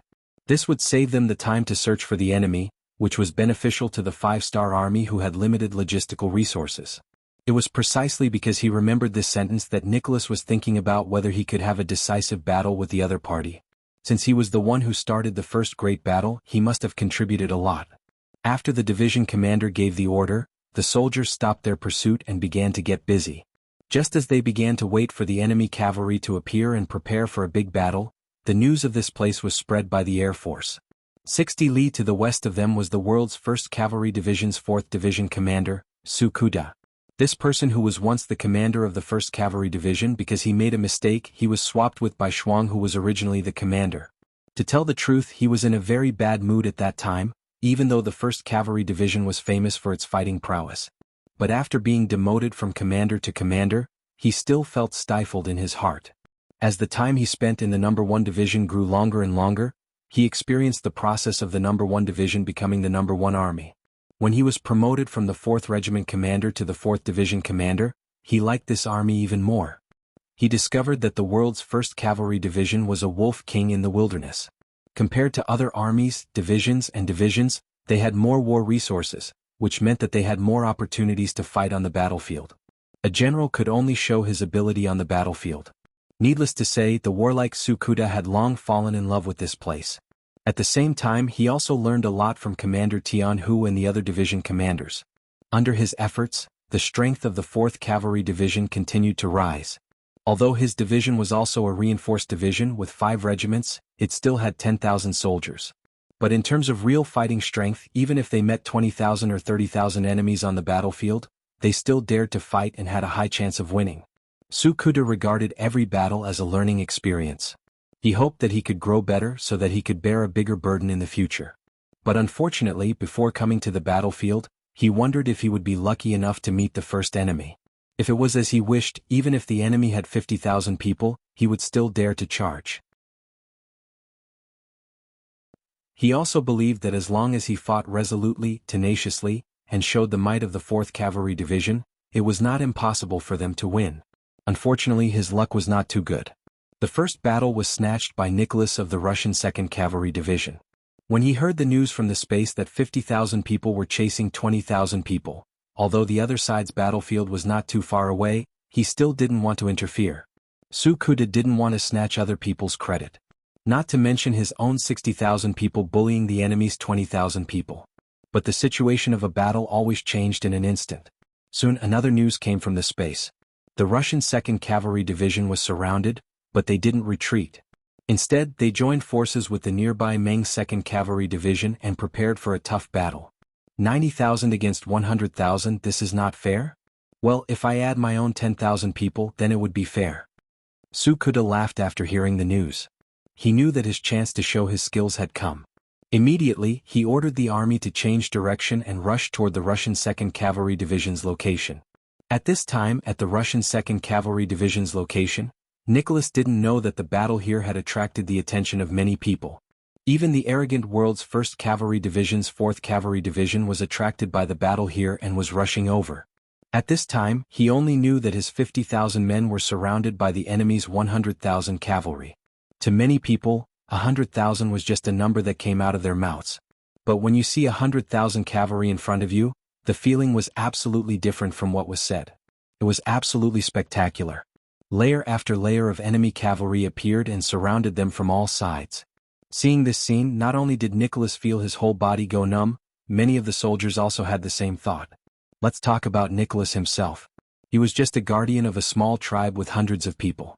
Looking at the situation at that time, even if the Mongol cavalry sent out a small group of 50 people, they would be able to force him to retreat step by step. It was also very possible that they could even wipe out his tribe. And now, although he had gained some experience in the 5-star army, he was facing 100,000 cavalry this time. At this moment, his heart began to panic. He wasn't sure if he could stop the charge of the Mongol cavalry and didn't dare to guarantee that they could last until reinforcements arrived. But now that things had reached this point, even if Nicholas wanted to escape, he probably wouldn't have the chance. Moreover, he couldn't escape. He couldn't let down Yang Qindong's expectations of him. Everyone, put up your bows and arrows and shoot the enemies in the encirclement. According to what he had learned, Nicholas forced himself to calm down and loudly roared. No matter what, they had killed their way over from Eastern Europe and many of the soldiers had seen blood. Although today's battle was quite big, it wasn't enough to shake them. After hearing the commander's order, everyone quickly calmed down and went to their positions. The charging Khanate Alliance army was getting closer and closer. Finally, when they were less than 500 steps away, they were entangled by the caltrops on the ground. Many of the war horses were injured and many of the cavalry fell off their horses, causing the momentum of the charging cavalry to stagnate. Charge! Seeing that this was a rare opportunity, Nicholas swallowed his saliva and loudly roared. The 5,000 White Russian cavalrymen at the front charged forward. They held strong bows in their hands and shot out arrows one after another. Unfortunately, due to the lack of distance, many of the arrows didn't have the effect they should have. From this, it could be seen that in terms of cavalry usage, the White Russian army was indeed inferior to the Mongols who lived on horseback since young. After a wave of arrows, both sides were entangled. In an instant, the battlefield was filled with the sounds of killing and blood splattered everywhere. The stench of blood filled the air. The battle had begun, and both sides continued to send troops to the battlefield. This battle lasted for close to 6 hours. The Russian 2nd Division had paid the price of 8,000 men to block the attacks of the Khanate Alliance army. They had also endured until the arrival of the Mongol 2nd Division. He was originally the chief of a 30,000 tribe. Although he didn't have many people in charge, he had participated in many battles. The Mongol soldiers under him were carefully selected from the Golden Horde army. Although they couldn't be said to be 1 in 100, they were all equipped with good military qualities. With their arrival, the pressure on the Russian 2nd Division was reduced by a lot. The battle began to enter a state of stalemate.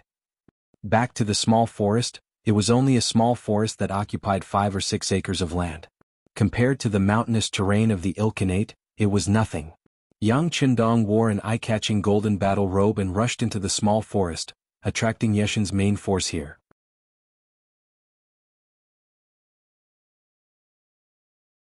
Chapter 1496. Yeshen had only sent 1,000 cavalrymen to the 5-star army's main camp to scout out the enemy's strength and also to delay the 5-star army. He himself led 1,000 cavalrymen to chase after Yang Qindong. This was their ultimate goal. Before coming here, Yeshen had thought that he would encounter all kinds of problems. After all, as Yangtze's territory grew bigger and Bugnam of Gojoseon's reputation became more prominent, things would only become more difficult if he wanted to harm Yang Qindong.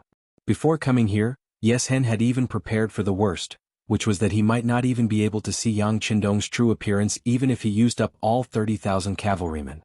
However, Yeshen, who did not have many days left in his body, went all out. If he didn't kill Yang Qindong, he wouldn't be able to rest in peace even if he died. What he didn't expect was that things would go so smoothly. Not only did they find Yang Qindong, but they also found Yang Qindong who was alone. Yeshen didn't really care that this person left the main camp and came to this small forest. It was just a small forest. Even if there was an ambush, how many people could there be? If that happened, his 30,000 cavalrymen would be able to drown the enemy with their spit. When they were 1,000 steps away from the small forest, Yeshen's shout was transmitted to the army. Quick, spread out the cavalry and surround this small forest. We can't let Yang Qindong escape. However, before the cavalry behind him could follow his orders, a series of rumbling sounds entered their ears. Then, under everyone's puzzled expression, a huge object suddenly rose from the sky above the small forest. A flying figure with a dark green shell suddenly appeared in front of everyone's eyes. What was this thing that no one could name? It was because they had never seen such a thing before. For a green shell to be able to fly in the air and hover dozens of meters above the ground, the appearance of this object was beyond the imagination of many people. At this moment, they were at a loss for what to do. Following the appearance of the flying object, nearly 30,000 Wala cavalry stood rooted to the ground. They even forgot to charge, to advance, to disperse, and to draw their swords. Haha! Yang Qindong was sitting in the cockpit of the aircraft with a confident smile on his face. In this world he was probably the only one who knew what this flying object was, the V-10 helicopter.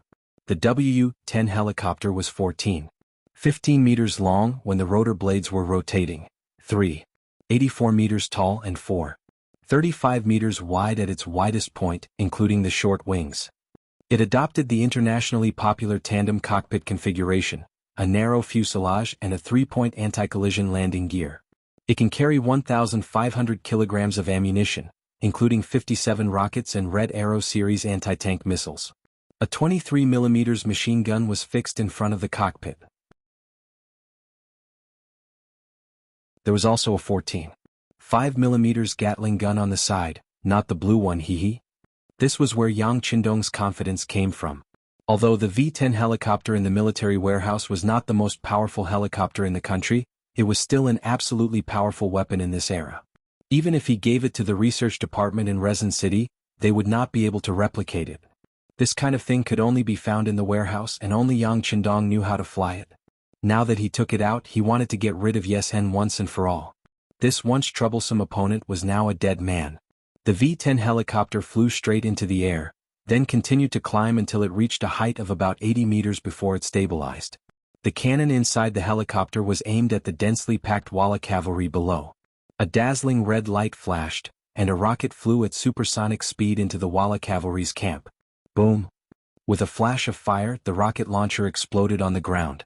The shockwave from the explosion caused many of the newly grown trees in the nearby forest to be cut in half. This powerful force also created a huge gap in the Walla cavalry's camp. Yang Qindong, who was sitting in the cockpit, had good eyesight and powerful calculation ability. With just a rough calculation, he calculated the effect of directly or indirectly killing nearly 1,000 people. This was also because the Walla cavalry's camp was too densely packed. Otherwise the effect would not be so good. After the successful attack, Yang Qindong did not hold back anymore. His right thumb kept pressing, and one rocket after another was fired at the Walla army's camp. Waves of people were thrown off their horses and corpses were everywhere. Because Yes-Hen was at the front, he was not injured by the rocket. However, he still saw everything that happened behind him.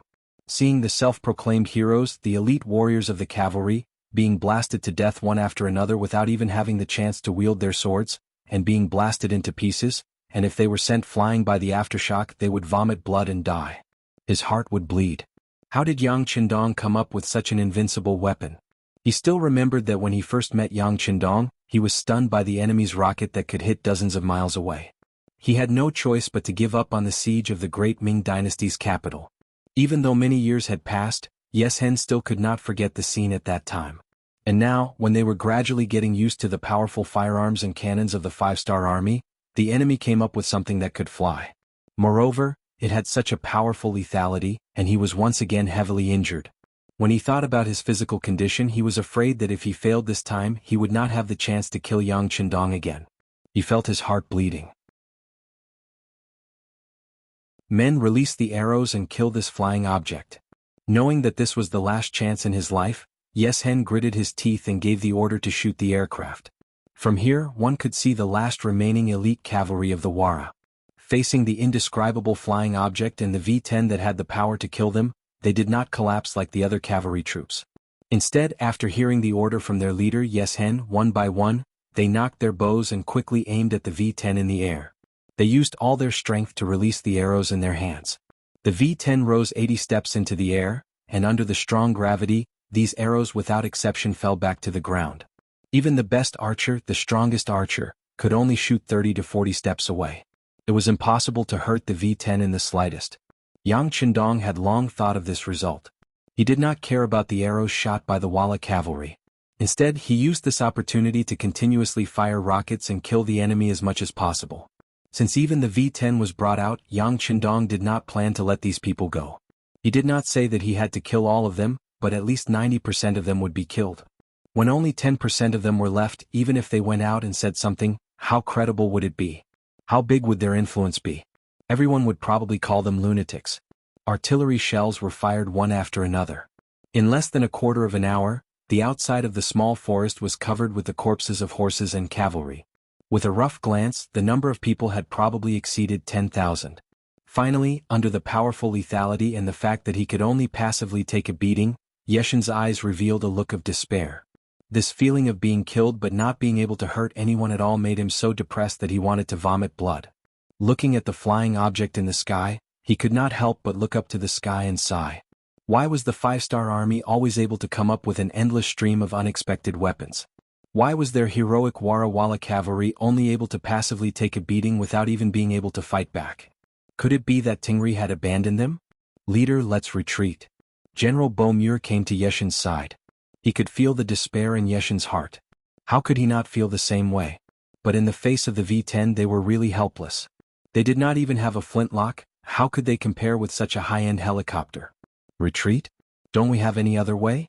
The enemy's artillery shouldn't be endless. Yes-hen said with a look of unwillingness. Just as Yes-hen said, there were not many artillery shells left in the V-10. Yang Qindong was not going to use them. It was not that he was reluctant to use them. There were many good things in the big warehouse.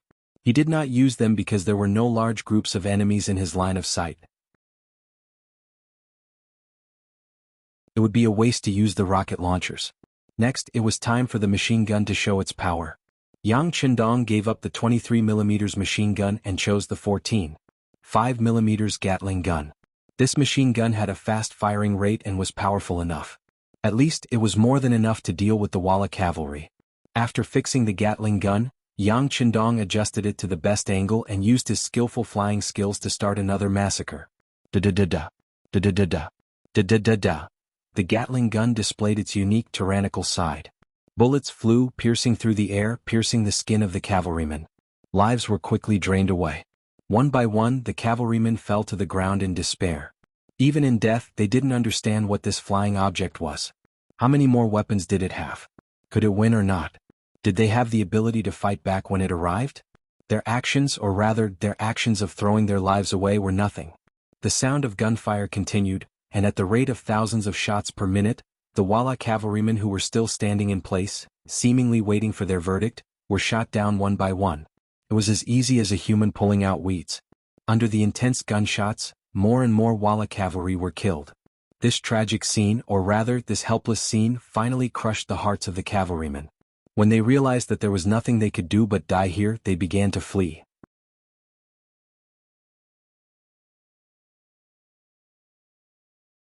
Chapter 1497. With the first to escape, there would be a second.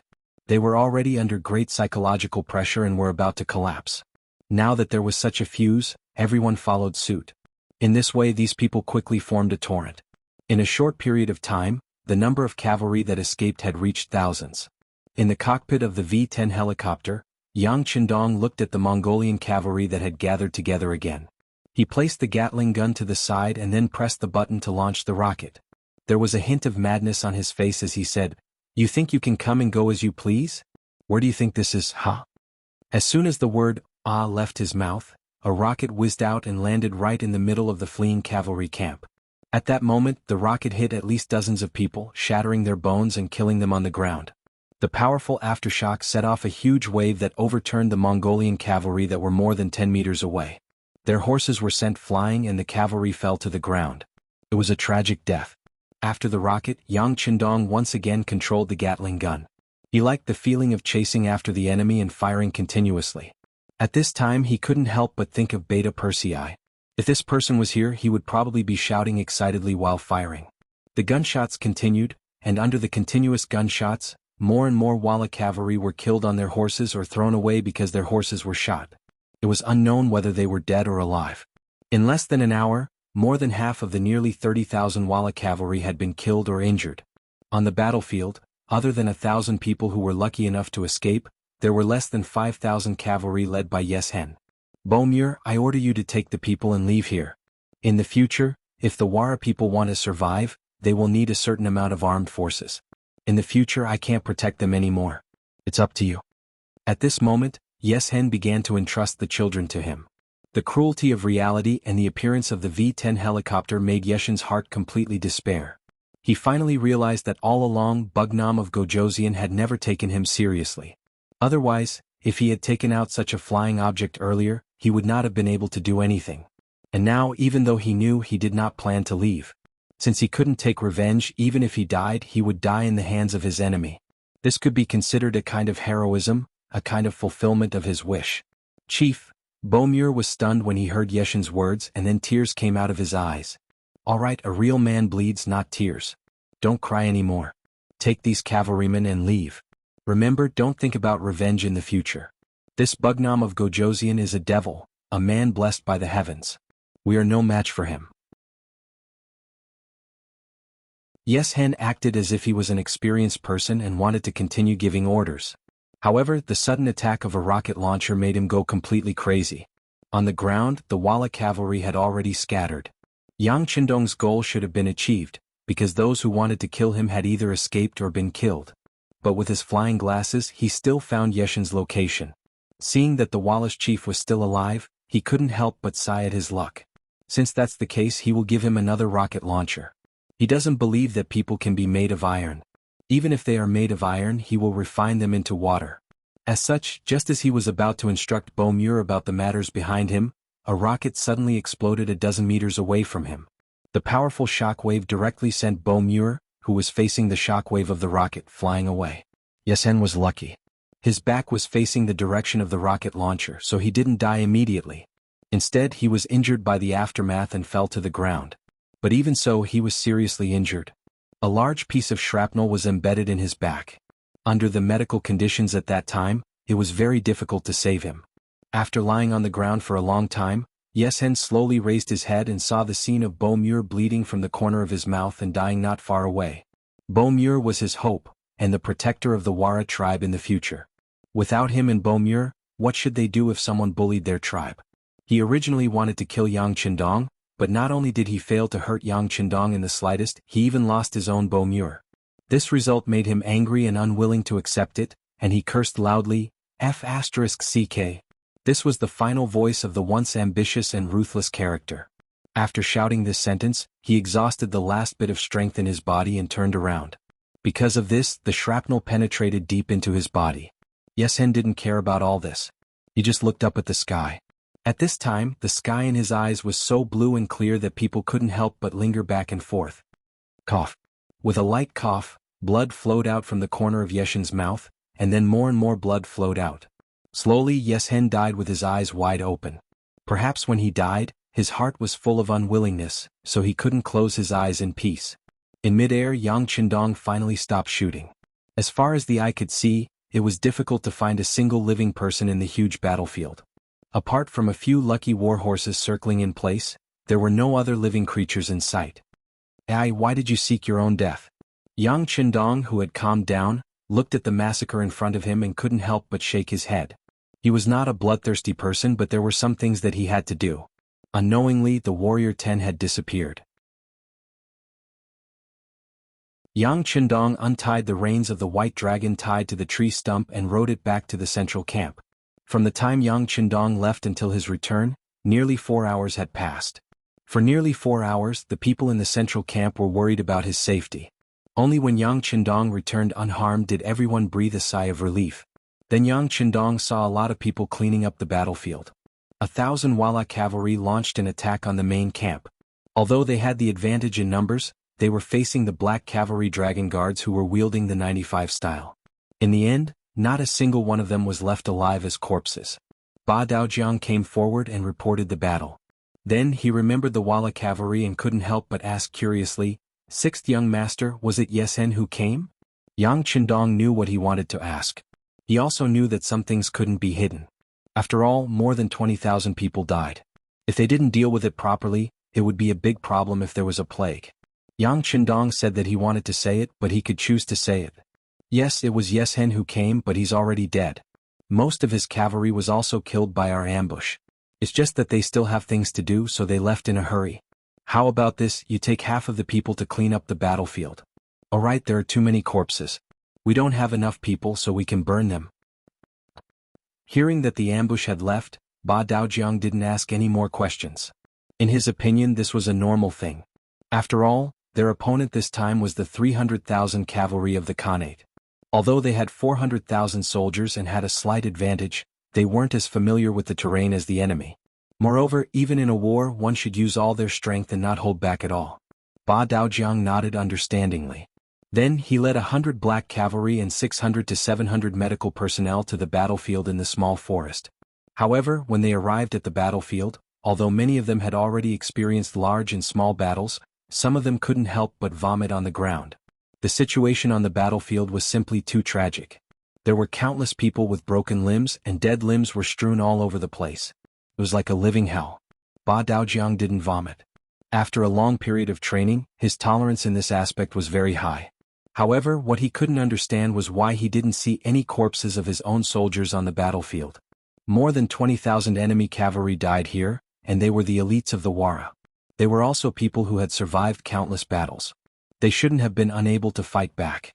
Could it be that their corpses had been carried away? Well, that was the only possibility. However, which army could do this? From the looks of the battlefield, there were many deep craters caused by cannons. It should be the work of the Lung Feng division, who cooperated with them. Ba Daojiang had some doubts in his heart, but considering that all of this was arranged by the sixth young master, he didn't ask any more questions. Instead, he started to burn the corpses. Whether it was Ivan's rebellion or Yeshin's sudden appearance, it didn't affect the battlefield at all. On the main battlefield, it didn't have much of an effect. The soldiers also didn't expect that their southern Wu king would encounter danger one after another in such a short time. At this time, they didn't know that they were fighting with the Khanate army or preparing to fight. The two divisions of Russia and Meng Er had already gathered their forces and their strength had increased greatly. Meng Er, he was able to lead 40,000 soldiers because of Yang Qindong's favor. This number was even more than the number of tribesmen he had before. Because of this, he decided to perform well. This battle was the time for him to prove his ability. Because of this, Meng Er fought very fiercely as soon as they arrived. Both sides were people who lived on horseback and the battle was very lively. Victory and defeat couldn't be decided in a short time. However, the five-star army's fighting spirit was different from the Khanate army's passive fighting spirit. Gradually, the scales of victory began to shift towards the five-star army's side. This was the effect produced by the difference in the system. Let's talk about the Khanate army first. They had no choice but to fight. It seemed like they were protecting their own territory and were acting in a righteous manner. However, these Khanates were all aristocrats, which meant that 90% of the wealth was in the hands of less than 5% of the nobles. Ordinary people could only fight for the remaining 10% of the wealth with 95% of the population.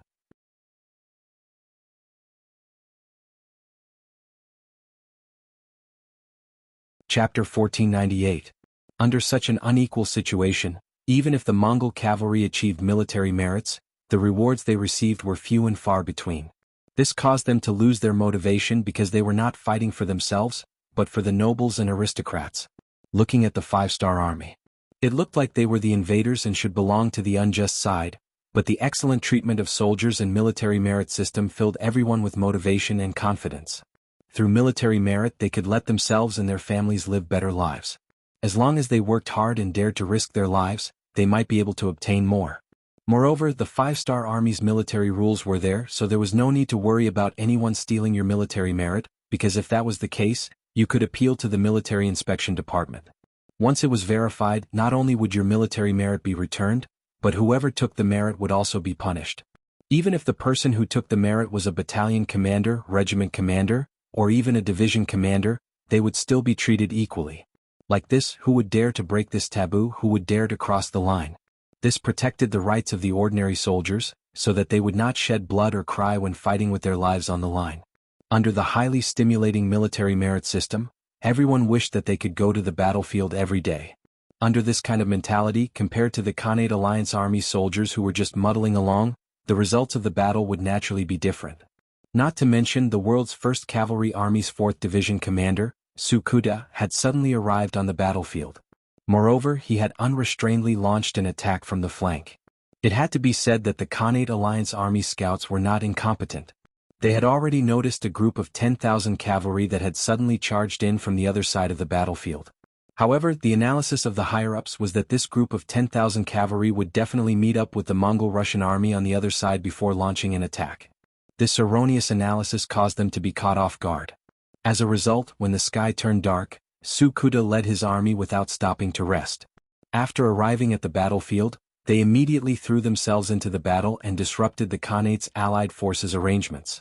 Moreover, the world's first cavalry army had 7-star crossbows, and the soldiers' quality was very high. They were skilled in horsemanship, and their blade techniques were exquisite.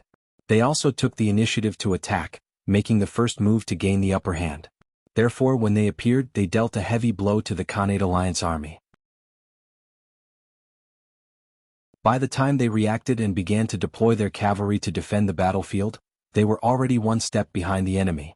It's our reinforcements, the elite 4th Division of the First World Cavalry Army. Nicholas and received the news at the same time. After looking at each other, they made the same decision. They would immediately take advantage of the situation to launch a counterattack. They would cooperate with the world's first cavalry army to give the enemy a heavy blow. Perhaps this would be a good opportunity to annihilate the enemy. Immediately, the Russian and Mongol divisions blew the horn for the charge. Tens of thousands of cavalry pressed forward like an avalanche, charging into the main camp of the Khanate Alliance. While the battle here was in full swing on the other main battlefield, the two sides were also at daggers drawn, ready to fight at any time. The two divisions of Lungfeng were surrounded. Two mixed cavalry divisions of the Third Army were also surrounded, totaling around 30,000 people. The one who surrounded them was Hazen Khan of the Ilkhanate. He brought along 70,000 cavalrymen from his own country and 20,000 cavalrymen from the Kazakh Khanate. A total of 90,000 people formed a huge encirclement. With 3 times the number of troops, they held the initiative. If it wasn't for the fact that the sky was already dark, they would have already launched their charge. Order all the troops to be on duty at night. Don't allow a single member of the 5-star army to escape, Hazen Khan said with a smug look on his face. Previously, Alating had risked his life to learn of the 5-star army's attack plan from Ivan. Others didn't believe it, but he did. He had arranged his army here in advance, and sure enough, a 30,000-strong army of the 5-star army was passing by. But they were blocked by him and were completely surrounded. Although 30,000 people weren't too important for the 5-star army, who had an army of 400,000. However, if he could wipe out all 30,000 people here, it would be a big victory. When the Khanate Alliance army held a meeting, Hazen Khan, would be able to straighten his back. Looking at the pitch-black night outside, Harsenhan was a little worried at this time. He was afraid that the 5-star army would choose to break out in the middle of the night. Therefore, he ordered them to be on guard and not allow a single member of the 5-star army to escape from their encirclement. The sky will brighten soon. At that time it will be time for our blades to drink blood. Hazen Khan chuckled as he looked forward to it. Compared to the nervousness of the Khanate Alliance army, the 30,000 5-star army soldiers weren't idle either. However, they didn't have any intention of breaking out of the encirclement. Instead, they dug trenches throughout the night. The entire 2 divisions of Lungfeng were here. If they wanted to display their advantage, they needed enough trenches. Only then could they display their powerful firepower. As for the enemies surrounding them, Division Commander Xiao Feng didn't have any misgivings. He thought that the number of Khanate Alliance army cavalry surrounding them was still too small. There were less than 100,000 people and it wasn't enough for them to eat. Of course, according to the rules, regardless of whether they thought highly of the Khanate Alliance army on the outside, since they had discovered the enemy's main force and were surrounded, they had to report this matter. Moreover, they had to spread the news to their allies nearby. Commander Wu Sheng of the Third Army, who was 150 kilometers west of them, received the news. What? Our 2 mixed cavalry divisions are surrounded? Then we have to go and save them. Immediately send a telegram to the 6th young master and tell him our thoughts. Xiao Feng became excited after receiving the news. It could be said that his luck wasn't very good. They had been out for 2 days and had passed through many places, but they hadn't encountered the Khanate Alliance army cavalry. This could only mean that they had gone in the wrong direction. Since that was the case, they had to adjust their direction. But where exactly to go was also a problem that gave him a headache. Now that they had learned that the 2 divisions of the Cold Front Division were surrounded, they had found one of the main forces of the Khanate Alliance army. Even if they couldn't eat the meat, they could at least drink the soup. With this thought in mind, Wu Sheng sent a telegram to Yang Qindong to ask for instructions on the pretext of saving his 2 mixed cavalry divisions. In the central camp, the danger was already far away. Yang Qindong had also returned to his own tent. Wang Shan, the director of the communications department, was also in the tent. He was delivering the received telegrams to Yang Qindong so that Yang Qindong could better understand the situation of the battlefield. Yang Qindong saw the telegram from the Third Army as soon as it arrived. How could he not see that Wu Sheng couldn't find the enemy's main force and wanted to use this opportunity to get a share of the loot? If any other officer had made such a request, he would naturally refuse. This piece of meat was found by the two divisions of the Cold Front Division, so how could anyone else snatch the benefits? But since it was a telegram from Wu Sheng, it was a different story. Speaking of which, Yang Qindong felt that he had let Wu Sheng down. He had left him for 10 years in Eastern Europe without any reinforcements. He had to face the two behemoths of the Golden Horde and the Rossi Principalities. He could imagine how difficult it must have been. Speaking of which, Wu Sheng's Third Army could also be called the Third Army of the Cold Front Division. But because they had been separated for so long, many excellent soldiers had been killed in battle.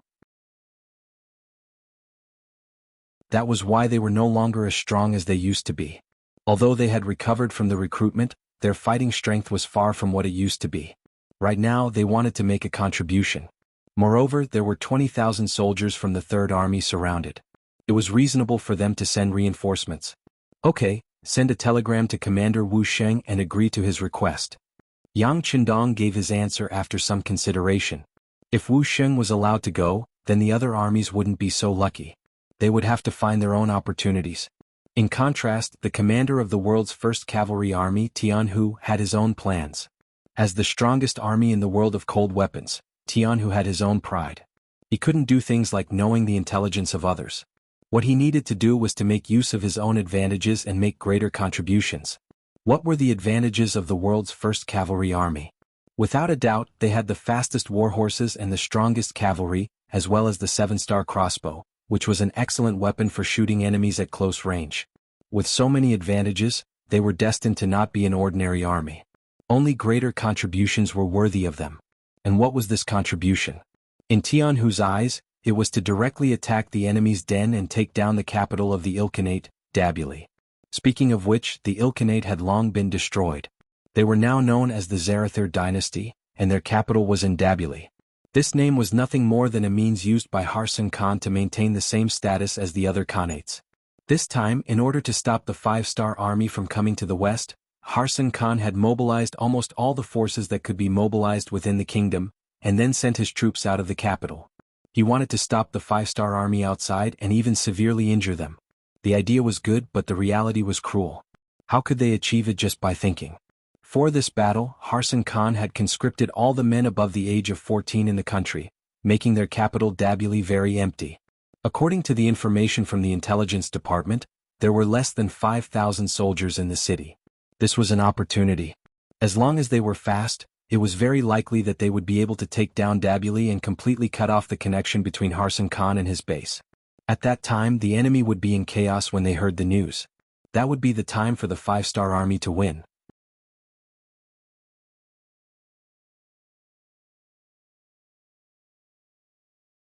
Chapter 1499. It was easy to take down Tabulia, but the subsequent matters would be troublesome. The other Khanates would also not sit back and watch such a thing happen. They would definitely send their troops here and even surround them. They would not allow the 5-star army to gain a foothold in the city. In other words, there was a risk in doing this. If they did not do well, they might be surrounded. Others might be afraid, but the world's first cavalry army led by Tianhu would not be afraid. To him, this kind of challenge was exciting enough to show the true strength of the world's first cavalry army. Of course, Tianhu was not a blindly arrogant person. Before taking action, he decided to accumulate more strength. For example, he would mobilize the 5 divisions under him to strengthen his own strength. This was like forging iron, one needed to be strong. The 1st, 2nd, 3rd, and 5th divisions rushed over after receiving the order. Only the 4th division was busy helping the Russian and Mongolian divisions. They did not have the chance to come and help. Because of this, Tianhu decided not to wait for them. After all, speed was the most important thing in war. Opportunities on the battlefield were fleeting. It was impossible to wait for someone. Pass down the order. The army is to attack. The target is Tabulia city, the capital of the Ilkhanate. Tianhu did not want to wait any longer. Time waits for no one. Therefore, after he gave the order, the 45,000 soldiers of the world's first cavalry army quickly approached Tabulia city from all directions. The world's first cavalry army and the Cold Front 3rd Cavalry Army both moved. Everyone had their own target. This was where the strength of Yang Qindong's battlefield command came into play. Unless there was a complete plan, the generals could do whatever they wanted on the battlefield. Unless there was no other choice, Yang Qindong would not blindly give orders. This was because he knew that sometimes, a delay in giving orders could cause the fruits of victory to be lost. In order to prevent this from happening, he would not give orders. Instead, he would let the division commanders do what they wanted. Tian Hu and the others were already used to this method of command. Therefore, after they made the decision, they only needed to report the purpose of their trip via telegram before taking action. Compared to the Third Corps of the Cold Front, which was drinking soup, the world's First Corps of Cavalry had to launch a surprise attack. Beta Persei led 1,800 black cavalry soldiers, as well as the troops of Meng 4 Regiment Baruch and Meng 5 Regiment Wutua that they had encountered on the battlefield. They were rushing towards the Norman Khanate day and night. Although it was called the Norman Khanate, it was nothing more than a small country with a population of less than 800,000 people. Or rather, it was just a large tribe. It was only because their location was not bad, belonging to the borderlands, that they were not too valuable, that they were not affected by the chaos and were not destroyed. This time, the fearless Beta Persei had arrived. It was destined that the Norman Khanate would not be able to escape the fate of destruction. Of course, their target this time was the Ilkhanate.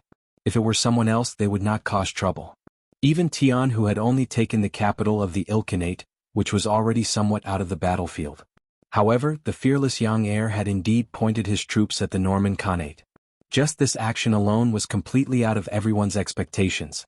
When Beta Persei decided to do this, it was because he thought that his 400,000 men, the Air Force, and the elite forces of the Cold Front would be a waste of talent to deal with the Khanate's allied forces that barely managed to gather 300,000 cavalrymen. This kind of battlefield could not satisfy him. There was no space for him to display his skills. Therefore, after looking at the map, he decided to attack the Norman Khanate.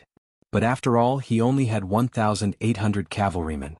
Although they were the most elite black cavalry, their strength was still too weak. Coincidentally, he had learned the location of Meng 4 Regiment and Meng 5 Regiment commander through the help of the Air Force. He immediately rushed over and asked the two division commanders to assist him. Who was Beta Persei? It was not an exaggeration to say that he was Yang Qindong's shadow. He was one of the closest people to him. As the saying went, the gate of the Prime Minister was a 7th-ranked official, not to mention an important position like Beta Persei. Towards the request of such a person as former surrendered generals, how could Barry and U2 dare to refuse? After Younger spoke to them, the two of them readily agreed.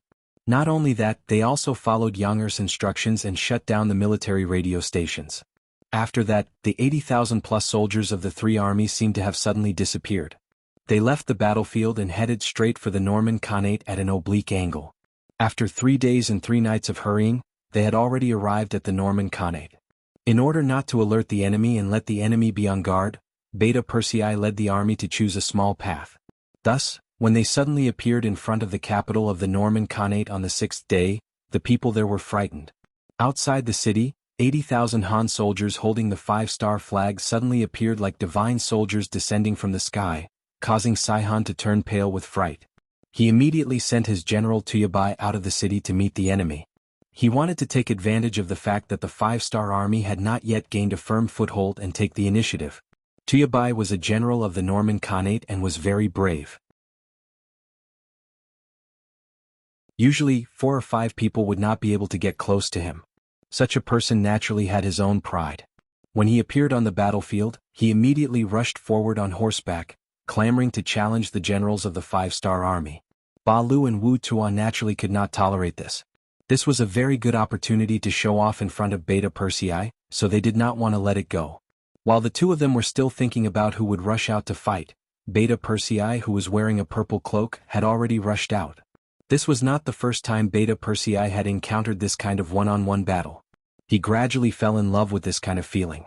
Especially when he chopped off the enemy's head with his sword and the soldiers on his side let out a deafening roar, which filled him with a sense of satisfaction. Now that someone actually wanted to challenge him to a one-on-one battle, how could he not satisfy such a request? Laughing loudly, he spurred his horse out. In the Black Cavalry camp, not only were the first Captain Chiu Vi and the second Captain Dao Xiao not worried, they were even having an intense discussion, arguing about how long it would take for Beta Persei to kill the enemy general. 15 rounds should be about right, Chiu Vi imitated Yang Qindong and said confidently. I say 10 rounds should be enough. Dao Xiao raised a different opinion, his face also showing a confident smile that resembled Yang Qindong's. The two of them each expressed their own opinions, looking as if they would not give in to the other. Ba Lu and Wu Tuo were shocked by this scene. This was a battlefield, not a drill. How could they be so relaxed and natural, as if they did not take Beta Persei's life seriously? Were they really that confident? While the two of them were still curious and puzzled, Beta Persei had already collided with Tuyabai on the battlefield. As the warhorses crossed each other, a sword and a spear clashed and separated. Tuyabai used a long spear, and at a glance, it was obvious that he was a powerful general. He relied on this great strength to take down Beta Persei's celestial saber. But in terms of strength, how could Beta Persei be afraid of others? Seeing the other party's long spear coming, he deliberately held back half of his strength and met the other party head-on. Clang! With one clash, the celestial saber in Beta Persei's hand trembled. Because of the great force, he almost fell off his horse. Ha ha ha! Tuyabai, who had used all of his strength, did not know that the previous attack was just a probing move. He thought that this was Yang Er's full strength, and could not help but feel a surge of confidence, once again thrusting his spear forward. After the test just now, both of them knew what was going on. Beta Persei did not believe that the other party would have the same idea as him. This could be seen from the laughter just now. Since he was so proud, now was the time for him to cry. Beta Persei, who was riding on the horse, calmed his dantian and switched his sword to his left hand. Just as the two horses were about to pass each other, he suddenly stretched out his right arm and touched the other party's long spear. Beta Persei dared to do this because he was confident in his own strength and the plate armor on his body. This was the armor that the engineers of Crimson City's munitions factory spent a lot of effort and went through countless improvements. It could be said that it was invulnerable. With this, he could ignore any attack from the other party for a short period of time. Beta Persei did not dodge and stretched out his hand to meet the attack, which was greatly beyond Tuyabai's expectations. In such a short time, his spear had already swept across Beta Persei's body. Sure enough, the spear did not pierce through the armor but only scratched it. Seeing that his attack had failed, Tuyabai instinctively retracted his spear. But at this time, Beta Persei's right arm, which had already stretched out, began to exert force and suddenly grabbed the spear. Tuyabai's body uncontrollably moved forward and came in front of Beta Persei. At this moment, the distance between the two sides was less than 40 centimeters. Beta Persei laughed and waved his left arm. Tuyabai screamed and a big head flew into the air. Tuyabai's body fell to the ground and died in battle. It had only been 2 rounds. The first round was a test, the second round was a killing move, and it was a success.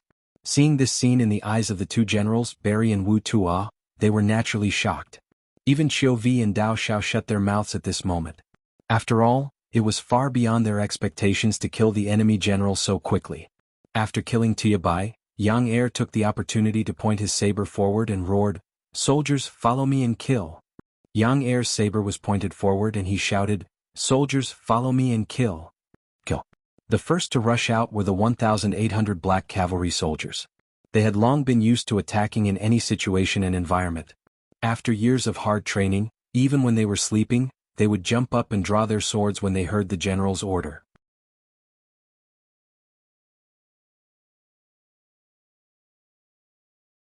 Chapter 1500.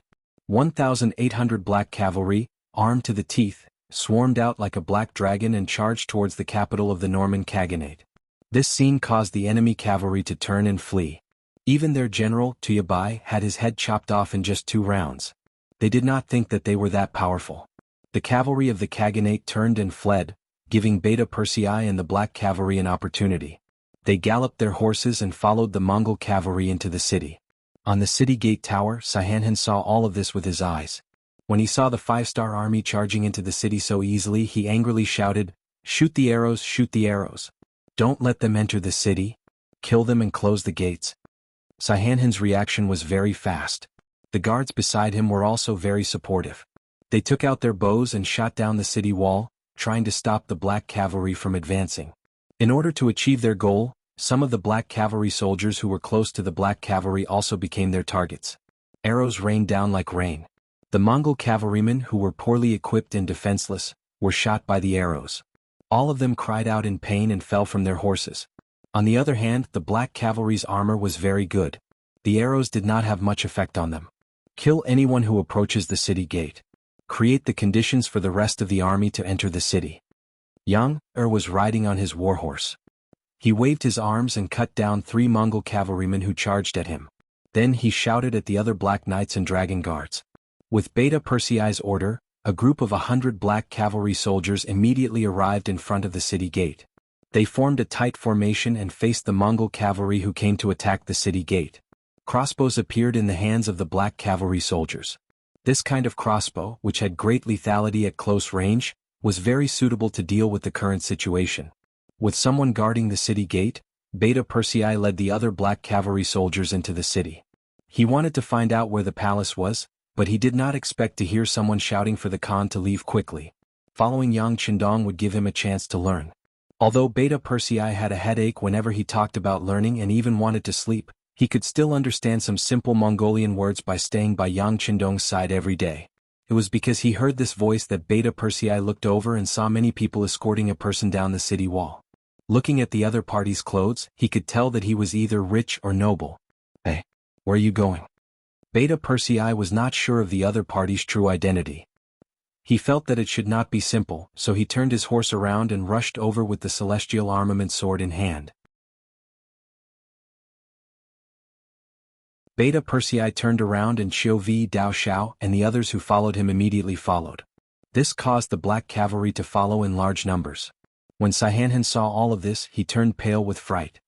He thought that his identity had been exposed and immediately shouted, "Guards, stop them, stop them." There was no lack of loyal guards among the guards. After hearing Saihanhan's shout, hundreds of people rushed out with swords and spears. It looked quite imposing. However, these guards came in a hurry and did not even ride on war horses. How could they be a match for the most elite black cavalry in the 5-star army? In just a single exchange, dozens of heads and bodies were separated from their bodies. The impact of these hundreds of guards was like a mantis trying to stop a chariot. The effect was really limited. This also allowed Beta Persei to quickly rush in front of Saihanhan.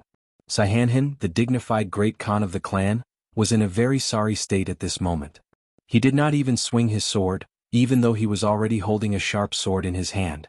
Second Master Yang's big hand grabbed him and pressed him down on the horse. "No, don't kill me, I'm Saihanhan, I surrender." Saihanhan had just witnessed the scene of Beta Persei killing Tuyabai. At this moment, he was extremely scared and hurriedly begged for mercy in Mongolian. "What are you talking about? I don't understand." Beta Persei did not understand so much Mongolian at once. In a fit of anger he roared. At this moment, coupled with the murderous aura on his body, Saihanhan had the urge to faint. "Don't kill me, I'm Saihanhan, I'm the great Khan of the Norman Khanate. I'm willing to surrender, I surrender." In a hurry, Saihanhan could only repeat in Chinese. Although it was not very authentic and was even a little talkative, this time Beta Persei really heard it clearly. He did not expect that the person he casually grabbed would be the great Khan. He immediately laughed and said, "Ha, God is really taking care of me. That's for the best. Tell your men to put down their weapons immediately. I'll chop off one of your fingers if they're late." Hearing Beta Persei's thunderous voice, Saihanhan kept nodding. "Yes, I'll tell them to surrender right away. Wait a moment." In order to save his life, Saihanhan sat on his horse and began to shout loudly in Mongolian. With his identity as the Khan, he ordered his men to put down their weapons and surrender to the 5-star army. The great Khan's orders still had a lot of prestige in the tribe. Perhaps if he told them to throw away their lives, they would still fuss about it. But if he said to surrender in order to save their lives, not many people would disobey the order. Especially when the 5-star army's performance was so brave and powerful. In addition, they had long heard all kinds of rumors about the 5-star army's power. Immediately, everyone threw down their weapons and surrendered, squatting on the ground. When Barry and Yuchuo led the army into the city, they saw the scene of the entire city kneeling on the ground. This result shocked the 2 division commanders. When they looked at Beta Persei, their eyes were full of worship. With just 1,800 cavalrymen, not only did they charge into the city and capture the Khan, they also made the 10,000 cavalrymen surrender and kneel on the ground. If it didn't happen in front of their eyes, they wouldn't believe it even if someone else told them. On the contrary, Beta Persei, who was worshipped, was not surprised at all. Leading the most elite black cavalry of the 5-star army, he would not be surprised at anything. "Okay, immediately seal off the entire city. Don't spread the news here. Check the captured goods, especially the food, and be ready to attack again." Taking down the Norman Khanate was naturally not Beta Persei's ultimate goal. In his eyes, the real boss was the great Khan of the Timur Empire, Amur. As long as he captured him, the mission would be considered complete. Come, immediately report this matter to the young master. At the same time, inform him of our plan. Plan? Is it about the surprise attack on the Timur Empire? Captain Chiovi, who was following beside him, asked excitedly. That's right. Beta Persei nodded, and then his eyes were filled with excitement. If this matter could really be accomplished, then there was no doubt that this time he would be able to show his face. It would also be enough to prove that he was a real valiant general and not just a subordinate of the young master. In the main tent, the telegram was quickly sent to Yang Qindong. Director Wang Shan, who was in charge of delivering the telegram, also said excitedly, "Sixth young master, look, brother Beta Persei has made a meritorious service again." Ah, that's right. His surprise attack was indeed very unexpected. It's just that. Yang Qindong did not say what it was. However, Wang Shan could sense that Yang Qindong was worried about whether or not he would be able to launch a surprise attack on the Timur Empire. Yang Qindong was indeed a little worried. After all, although the Norman Khanate had the name of a country, it was actually just a small tribe. The total army of the whole country was less than 100,000 people. They had also sent a large number of troops to support the eastern and main lines, so they basically did not have many troops in the capital. However, the Timur Empire was completely different. Their influence was so great that it was not inferior to the Golden Horde. Their capital, Herat, located in the northwest of Afghanistan, was heavily guarded. It was not a place that could be taken down easily. If things were not handled well, they might fall into a siege, which would be very dangerous. Yang Qindong was not a person who did not take risks, but that was because he had Datsang by his side, so he had no scruples. In contrast, Beta Persei only had a little more than 80,000 troops, so it would be very difficult for him to succeed. Sixth young master, how should I reply? Wang Shan saw that Yang Qindong did not speak for a long time, so he asked softly. Agree to Beta Persei's request. But tell him that it would be best if it can be done. If it can't be done, then immediately retreat and I will personally pick him up. Yang Qindong's expression instantly became much more serious, and his eyes were filled with fighting spirit. Even Beta Persei was not afraid of danger, so what did he have to be afraid of? At worst, he could just use Datsang's power. Sixth young master wants to kiss him? Hearing Yang Qindong's answer, Wang Shan's eyes widened. Yes, in that case, immediately notify the Black Cavalry Group. We will prepare to set out tonight and meet up with the 2nd Division of the Cold Front. At this time, Yang Qindong had already made up his mind. If he wanted to do it, then he would do it big. He could even destroy the Golden Horde, so what was there to be afraid of with the Timur Empire? Yes. Wang Shan was also affected by this mood, and immediately stood at attention and went out to notify the others. At this time, the 2nd Division of the Cold Front that Yang Qindong had chosen had already fought with Harsenhan's army, and the results were very good. The 2nd Division of the Cold Front was surrounded, and with the help of the 2 mixed cavalry divisions of the 3rd Army, they dug out the trenches they needed overnight. Early the next morning, after Harsenhan ordered the 100,000 troops to attack, the 2nd Division of the Cold Front was in the limelight. They did not need the help of the 2 mixed cavalry divisions, and they easily repelled the enemy's attacks again and again.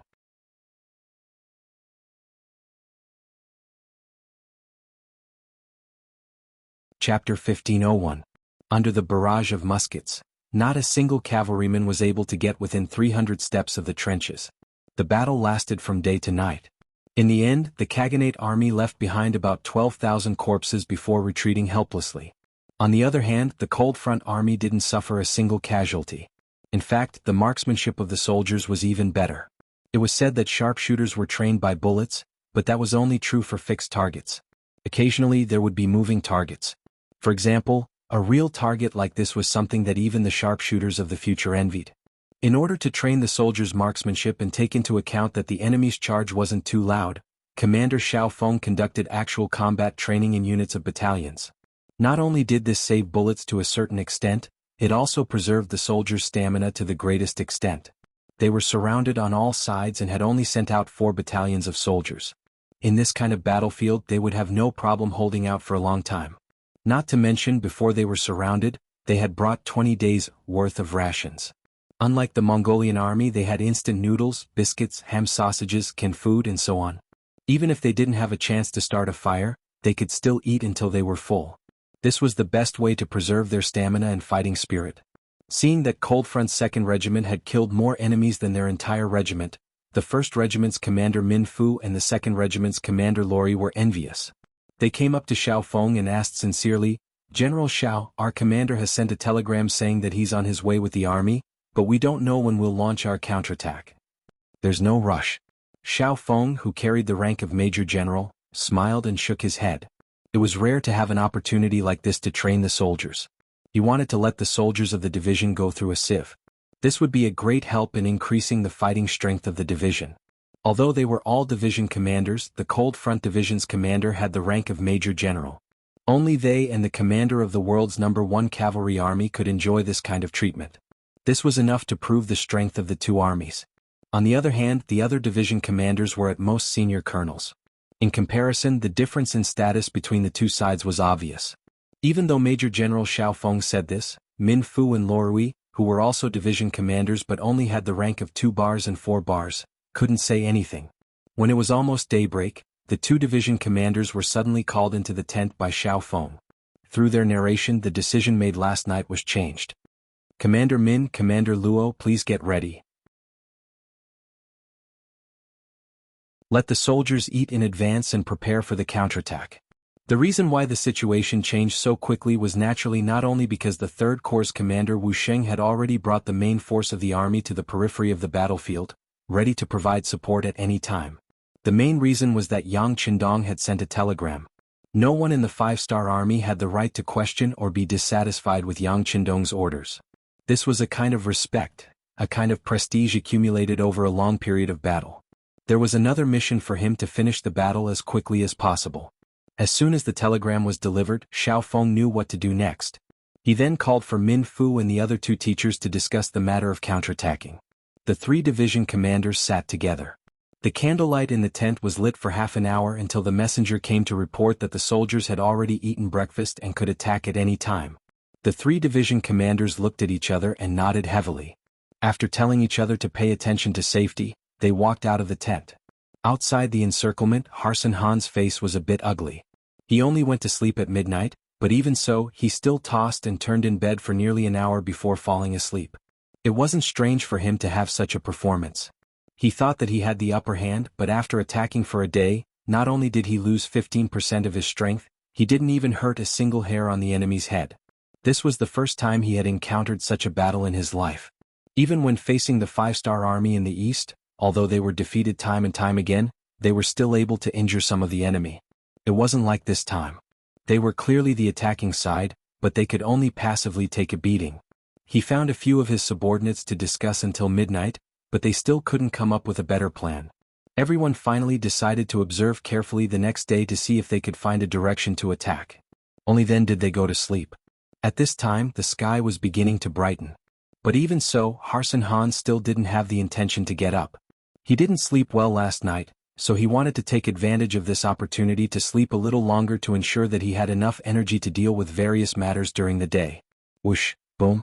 Harsin Han, who did not want to get out of bed, was about to lie down for a while. Suddenly, a sharp whistling sound rang out beside his ear. Following that, he felt the bedboard shake. The huge explosion caused him to be unable to sleep peacefully. What's going on? What's going on? The frightened Harsin Han got off the bed with his clothes in disarray. He rushed out of the tent and wanted to ask the guard outside what was going on outside. However, what he saw next made him unable to ask any more questions. He could see with his own eyes the cannonballs exploding within the camp, destroying one tent after another. One of the cannonballs was less than 40 steps away from his main tent. Standing in front of the main tent, he could even feel the shockwave from the explosion. In comparison, the surrounding Mongol soldiers weren't much better off. Some of them were directly hit by the cannonballs and some of them were injured by the shrapnel. Although they didn't die immediately, they breathed out more than they breathed in. Of course, most of them were those who had suffered minor injuries. They were bleeding. The wounds were not big, and there was only a small piece of shrapnel embedded in their bodies. However, if the shrapnel was not taken out, the prolonged bleeding would eventually kill them. It could be said that there was no safe place to hide under the cannonballs. When the cannonballs landed on the Mongol camp, it was already a mess. The general didn't give any orders and the soldiers didn't have the will to fight. Where did the cannonballs come from? Didn't you say that the cannonballs of the 5-star army weren't surrounded by us? Seeing the hellish scene in front of him, Harsan Han angrily asked. This. A few generals who had run to the main tent lowered their heads. Previously, because the cannonballs of the 2nd Cold Front Regiment were well hidden within the army, and because they didn't encounter any cannonballs yesterday, they were certain of this. But now it seemed like they had been tricked. Harsan Han, who had vented his anger, knew that this wasn't the time to ask for responsibility. He said, "Go back to the army and think of a way to gather the troops. Be prepared for battle." This Khan is thinking that the cannonballs are just a prelude. Perhaps their real counterattack is coming. Counterattack? They only have 30,000 men and we have 80,000. Will they counterattack? This sentence attracted the suspicion of the generals. Even at this time, his subordinates still doubted his words. This made Harsan Han very angry. He knew that it was because of his usual actions that his subordinates didn't trust him. If he wanted them to listen to him, he had to negotiate with them. As such, he had to change his tone and explain patiently. It was because of this explanation that the Mongol army lost the most crucial time. As the saying goes, speed is the most important thing in war. Sometimes, every minute and second on the battlefield was the key to victory. While Harsan Han was explaining to his subordinates, the first round of cannonballs of the 5-star army had ended. Following that, the cavalry began their charge. The 20,000 cavalry of the 2 mixed cavalry divisions had long been envious of the achievements of the 5-star army. Now it was finally their turn to perform. One by one, they galloped forward on their horses and shouted loudly. They also wanted to make a name for themselves. Great Khan, the 5-star army has indeed launched a counterattack. A young scout rode up to Harsan Han and reported the situation in a loud voice. Facts spoke louder than words. Harsan Han had said a lot earlier, but the generals didn't believe him. However, the facts had slapped them in the face. When the generals looked at Harsan Han, they all revealed looks of admiration. This time there was no need to say anything. The generals dispersed and began to gather their troops. The Mongol soldiers also had a certain amount of battle experience. When they saw the 5-star Legion Corps charging over, even without the command of their general, many of them were already prepared to charge. They turned their horses around and mounted their horses. They were prepared to engage in a bloody battle with the 5-star army at any time. Commander, the Mongol army's attention is on the interior. This is the time for us to charge. The 3rd Corps Nuzan Cavalry Division's commander Yella had already moved to the periphery of the Mongol army. At this time he stood beside Wu Sheng and asked for instructions. Good, give the order. All troops attack. Wu Sheng, who couldn't wait any longer, how could he not want to make a name for himself? Previously, under the pincer attack of the Golden Horde and the Ross Dukedom, they could only barely hold their ground. Now that they finally had a chance to make a name for themselves, how could he give it up? With a loud shout, he led his 3 divisions and 30,000 soldiers to charge towards the Mongol army from different directions. At this time, the Mongol army's main focus was on the 5-star army that was surrounded. Although they had arranged for some troops to be stationed at the outer perimeter, it was to prevent the other 5-star Corps reinforcements from suddenly appearing and attacking them from both sides. However, with the chaos in the camp and the generals not returning in time, these soldiers had long forgotten about their previous mission. They only wanted to solve the problem in front of them. Now there was no one to defend behind them. When Wu Sheng appeared with his army, they were caught off guard.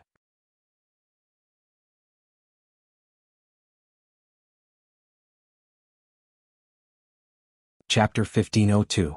On the battlefield, the slightest accident could cost a person's life. The enemy troops suddenly appeared behind them, and they were charging ferociously. At this moment, the Mongol army had no choice but to send out a portion of their forces to block them. At this moment, the second wave of cannon fire arrived, causing the Mongol army, who had just regained their order, to fall into chaos once more. The timing was really accurate and it could be said to be perfect. The cannon fire disrupted the order of the Mongol army, and it also covered the shouts of the Mongol generals, causing them to be unable to gather their troops. In just 15 minutes, the 5-star army had formed a pincer attack. Facing such a situation, many of the Mongol soldiers were confused as to who they should fight. Taking advantage of the fact that the enemy had not formed a defensive formation, Wu Sheng's 3rd Legion charged into the Mongol army like a sharp blade, and they started their massacre. The reason why cavalry was so terrifying and had dominated the battlefield for a whole decade and a century was precisely because they were fast enough, their charge was fierce enough, and their lethality and destructive power were shocking and terrifying. Once they lost these advantages, they were no different from ordinary infantry waiting to be slaughtered. Without impulse there would be no speed. Without speed they would not be able to display their strength. Without strength there would be no killing power and no destructive power. They were just riding on horses. Facing the soldiers of the 3rd Legion, in just one exchange the Mongol army was cut down, and over 1,000 of them were injured. As the main force of the 3rd Legion continued to charge into the Mongol army, the number of casualties continued to increase. Block it, block it. Harsan Han also saw this shocking scene. When he saw the cavalrymen he was proud of being killed off one by one without the slightest ability to resist, he cried out in pain. The various Khans were like a chaotic animal kingdom, and there was only one rule of survival, which was the survival of the fittest.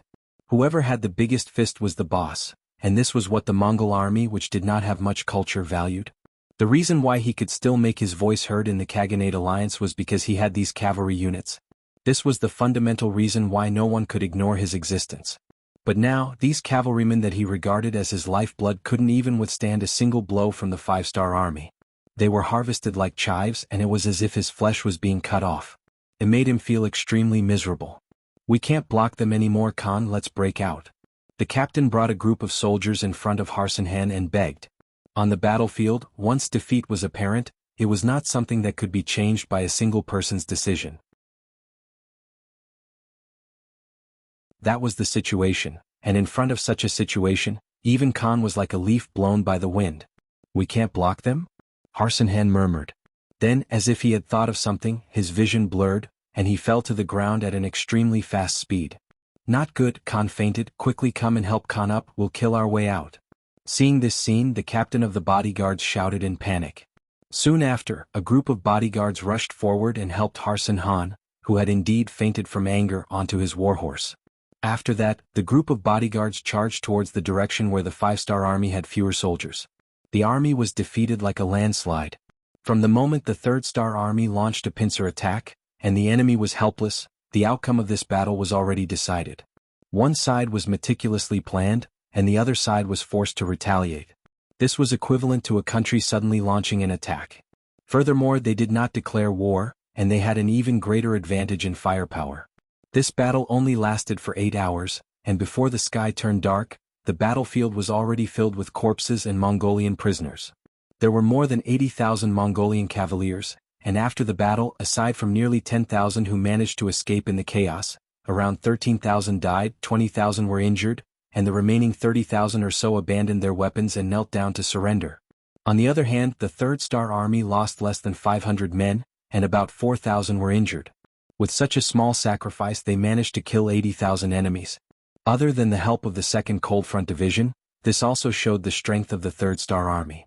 Clean up the battlefield and send a report to the 6th Young Master. At the same time, ask for other allies to come and take care of the prisoners.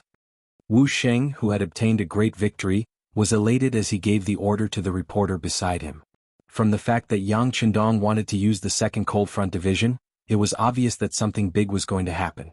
Wu Sheng did not want to miss such a good opportunity.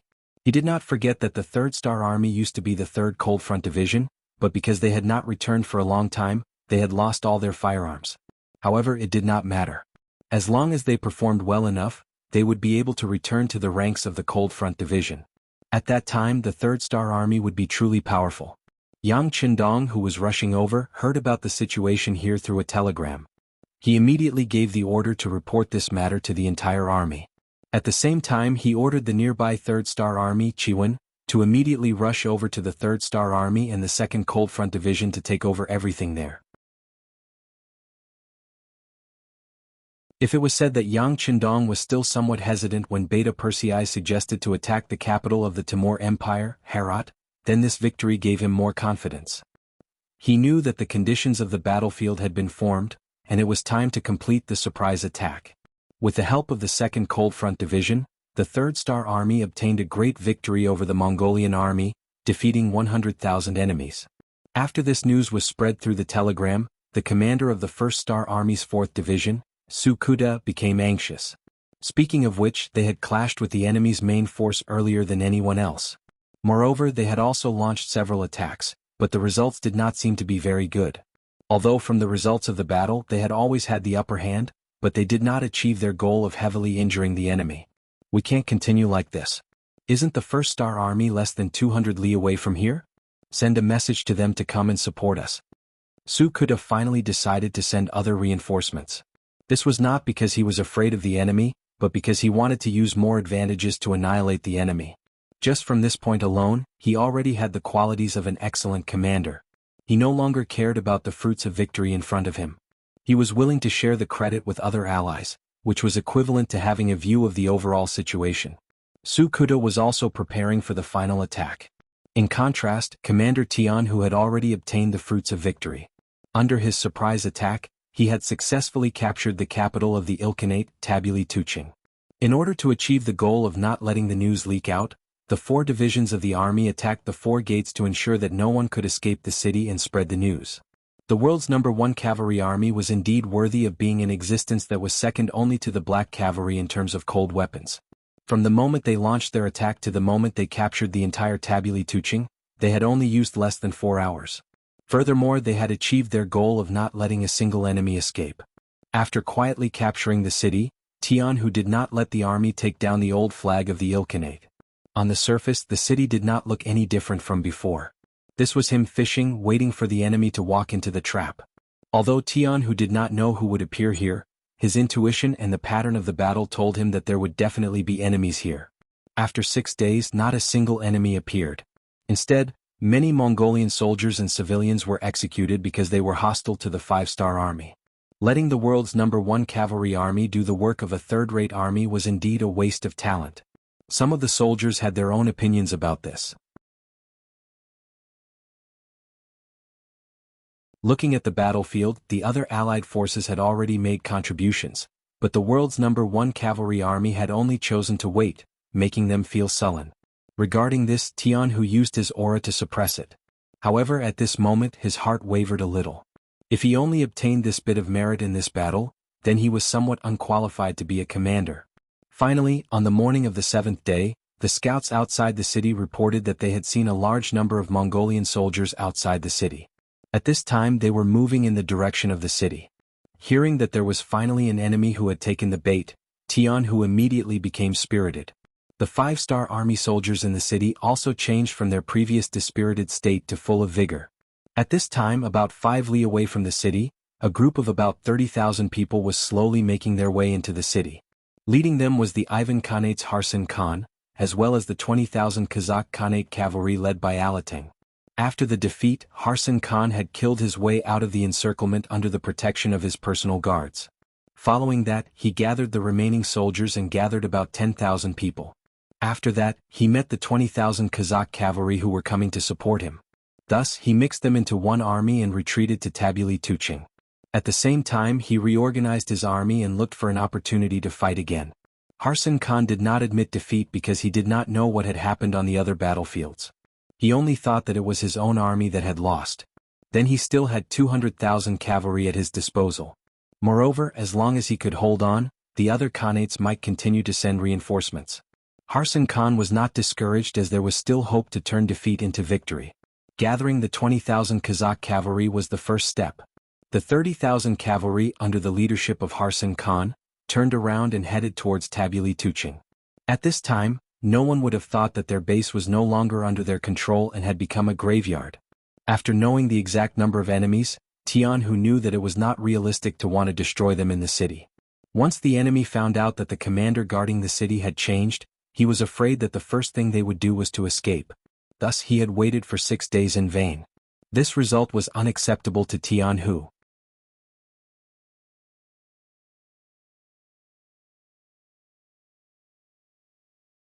Chapter 1503. Since they couldn't destroy them in the city, they would just go out and destroy them. Destroying the enemy in the wilderness was the specialty of the world's #1 cavalry army. Just like that, the 1st, 2nd, 3rd, and 5th divisions received their respective missions. Tian Hu left the most boring task of defending the city to the 5,000 men under his direct command, the reinforced regiment, which was under his command. After being angry for the past few days, they needed to vent their anger. Tian Hu called the 4 division commanders over and said in front of them, "I've given you a chance. If you can't stop these 30,000 enemies, then you don't need to stay in the position of division commanders and become a joke to others. No matter what method he used, Tianhu was able to raise the morale of the 4 division commanders. When Harsinhan led his army to the city gates and saw the tightly shut gates, he angrily cursed. The flags of the Ilkhanate that were originally placed on top of the city gates were all pulled out and thrown onto the city walls. Instead, they were replaced with bright-colored flags of the 5 stars. Tianhu also officially appeared on the city walls and ordered the soldiers below to use their bows and arrows to shoot down from above. The arrows fell like rain and landed in the Mongolian army's camp, causing waves of mournful cries. Tianhu took the initiative to attack, which was equivalent to giving the order to attack. Outside the city, the 4 cavalry divisions that had been lying in ambush, a total of 40,000 men, suddenly appeared. They locked down all the escape routes of the Mongol army and charged in from the outside, reaping the lives of the Mongol cavalry. The world's #1 cavalry army's warriors, who had been fighting with all their might, finally had a chance to vent their anger. At this time, they all wanted to bring out all their skills and use all their strength to wave their arms. Therefore, they could only use 90% of their strength, not 80%. The First Army's cavalry was so fierce, and with the sudden attack, they quickly broke through the 3 defense lines that Harsinhan had set up. Seeing that the 4th defense line was about to be broken, Harsinhan's face became incomparably pale. He did not know why his own constabulary had been captured. He did not know at all. He also did not know why these 5-star troops appeared here. All he could do now was to reprimand General Dexy, and reprimand him and the Kazakh cavalry for their incompetence. In his view, there were 20,000 Kazakh cavalry, and with his 10,000 troops, there were 30,000 people. The Han army only had 40,000 people, which was 10,000 more than them. Even if they couldn't win, they shouldn't have lost so miserably. It was impossible that they didn't even have a chance to break out. He completely treated General Dexy as his subordinate and scolded him. Even Alateng couldn't stand it, not to mention General Dexy himself.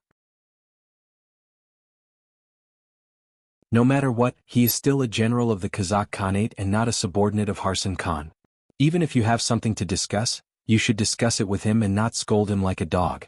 After being scolded, the anger in Dexy's heart was getting bigger and bigger. This time, when he came to the battlefield, he didn't have any opportunity to show off. He encountered Harsin Han and was brought here.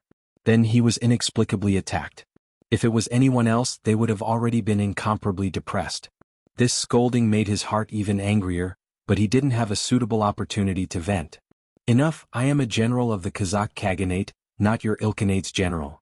At this moment, Dexy wanted to shout out his thoughts. But he didn't dare to do so. Among the Khaganates, Kazakh was the first to fight with the 5-star army. Because their geographical location was very close to the Ili region, they had invested a large number of troops early on. As a result, their losses were very serious. For example, Janelbek Khan's younger brother, Keliai, was captured by the 5-star army. Many of the country's generals were killed, and a second-rate general like Keliai was now in charge of military power. Dexy had some ability, otherwise he wouldn't be in charge of 20,000 soldiers. But his personality was too weak and he was a bit timid. Because of this, his career had never been smooth. This time he came to support the Ilkhanate because there were no generals in the Khaganate, which gave him the opportunity. If it was anyone else who was scolded like this by Harsinhan, they would have been furious and refuted. But Dexy didn't have such courage, and this naturally had a lot to do with his personality. But this didn't mean that he wasn't angry. When he left the Great Khan's tent and returned to his own tent, the more he thought about it, the angrier he became. When he heard how brave the 5-star army was and how it was only a matter of time, he couldn't see the slightest future. It was also at this time that the guard captain Wanyan Hong proposed to him to surrender the 5-star army. This was because he understood Dexy. He knew that this person's personality was weak, and that he was indecisive when doing things. If it was any other general, the guard captain wouldn't dare to be so direct. And after he said this, Dexy didn't have any intention of blaming him. On the contrary, he was quite hesitant. "General, we can't wait any longer." The battle during the day was all because of the terrain. There wasn't enough open space, so the 5-star army couldn't display their abilities in a large-scale battle. This is why we were able to hold on for the day. Once we wait until tomorrow and face another fierce attack, I'm afraid we really won't be able to hold on. Guard Captain Wanyan Hong saw that Dexy didn't say anything and didn't make a decision, so he helped him analyze the situation of the battlefield. Being pressed hard by Wanyan Hong, Dexy replied, But will the 5-star army accept our surrender? If they treat us like normal captives, then what's the point of surrendering and living a life worse than death? Seeing that Dexy was wavering, Wang Yanhong hurriedly said, "General, there's no good way out if we surrender like this, but at least we can keep our lives, right? The current situation is that the 5-star army is too strong. This lowly one will say something disappointing. This time, not only will the Ilkhanate be finished, even our Kazakh Khanate won't be any better. If things go wrong, our Khanate will be destroyed. Right now, we won't get any benefits from selling our lives to those people." This can't be. Dexy raised his head, his face filled with fear and uneasiness. How can it not be? Think about how strong the Golden Horde is, but in front of the 5-star army, won't it still be destroyed? Although our Khanates don't look weak, we're all fighting for ourselves. Under these conditions, how can we be a match for the 5-star army? Today the Ilkhanate will be destroyed. Next time it might be someone else. Actually, we can be considered lucky. Wang Yanhong sighed. Lucky? What do you mean? This made Dexy a bit confused. General, think about it. We were the first batch to come into contact with the 5-star army. If we surrender now, we'll have more chances to gain merits. This lowly one heard that in the 5-star army, there are many soldiers and generals from the Golden Horde. Some generals even lead large armies. It must be because the 5-star army is developing too quickly and there aren't enough generals. But speaking of which, isn't this an opportunity for people like you? As long as you seize the opportunity, you can completely transform into a general of the 5-star army. That would be the best-case scenario. Becoming a general of the 5-star army, is that possible? Dexy shook his head, his face filled with disbelief. What's impossible about it? Even if it's impossible, so what? Even the Khan's younger brother, Kaliyai, has been captured. Even if we surrender, it won't be a shameful matter. Not to mention, there's an opportunity to make a contribution right in front of us. As long as we can grab hold of it, who can say what the outcome will be? Wang Yanhong looked at Dishi with a hopeful expression. What opportunity to gain merits? Dexy clearly thought of something, but he still wanted to get confirmation from Wang Yanhong. It was because he understood his general too well that Wang Yanhong didn't hesitate to whisper, "Capture Harsan Khan. This is the opportunity for you to gain merits." No, the other party is the Khan of a Khanate. We can't do that. Dexy quickly shook his head and refused. He was used to being a subject. Now that he was suddenly asked to capture the Khan, it was no wonder he had such a big reaction. Wang Yanhong anxiously sighed in his heart. He knew that persuading him wouldn't lead to any good results, so he simply closed his mouth and walked out of the tent. When Wang Yanhong walked out of the tent, the few Kiliarchs waiting outside walked up and asked with a hopeful expression, "Captain Wanyan, how is the situation?" These people were either afraid of the 5-star army's strength and didn't want to die, or they saw the situation clearly and knew that they couldn't win even if they continued fighting. There were also people who wanted to change sides. In the face of no hope, they wanted to make their own choice and live a different life. In short, these people were all generals who wanted to surrender to the 5-star army. There were a total of 7 of them. In this army of 20,000 people, they were quite a force to be reckoned with. Seeing these people's eyes filled with hope and fighting spirit, Wang Yanhong opened his mouth and said, "The general is still hesitating. He hasn't made a final decision yet." How can we do that? It's dark now, so the 5-star army won't attack. However, when the sun rises, they won't wait any longer. Right now, the soldiers in the army are scared to death. They are all frightened by the strength of the 5-star army. If this continues, we won't be able to hold them off tomorrow. Are we all going to die here? Yes. We don't want to die yet. We must convince the general.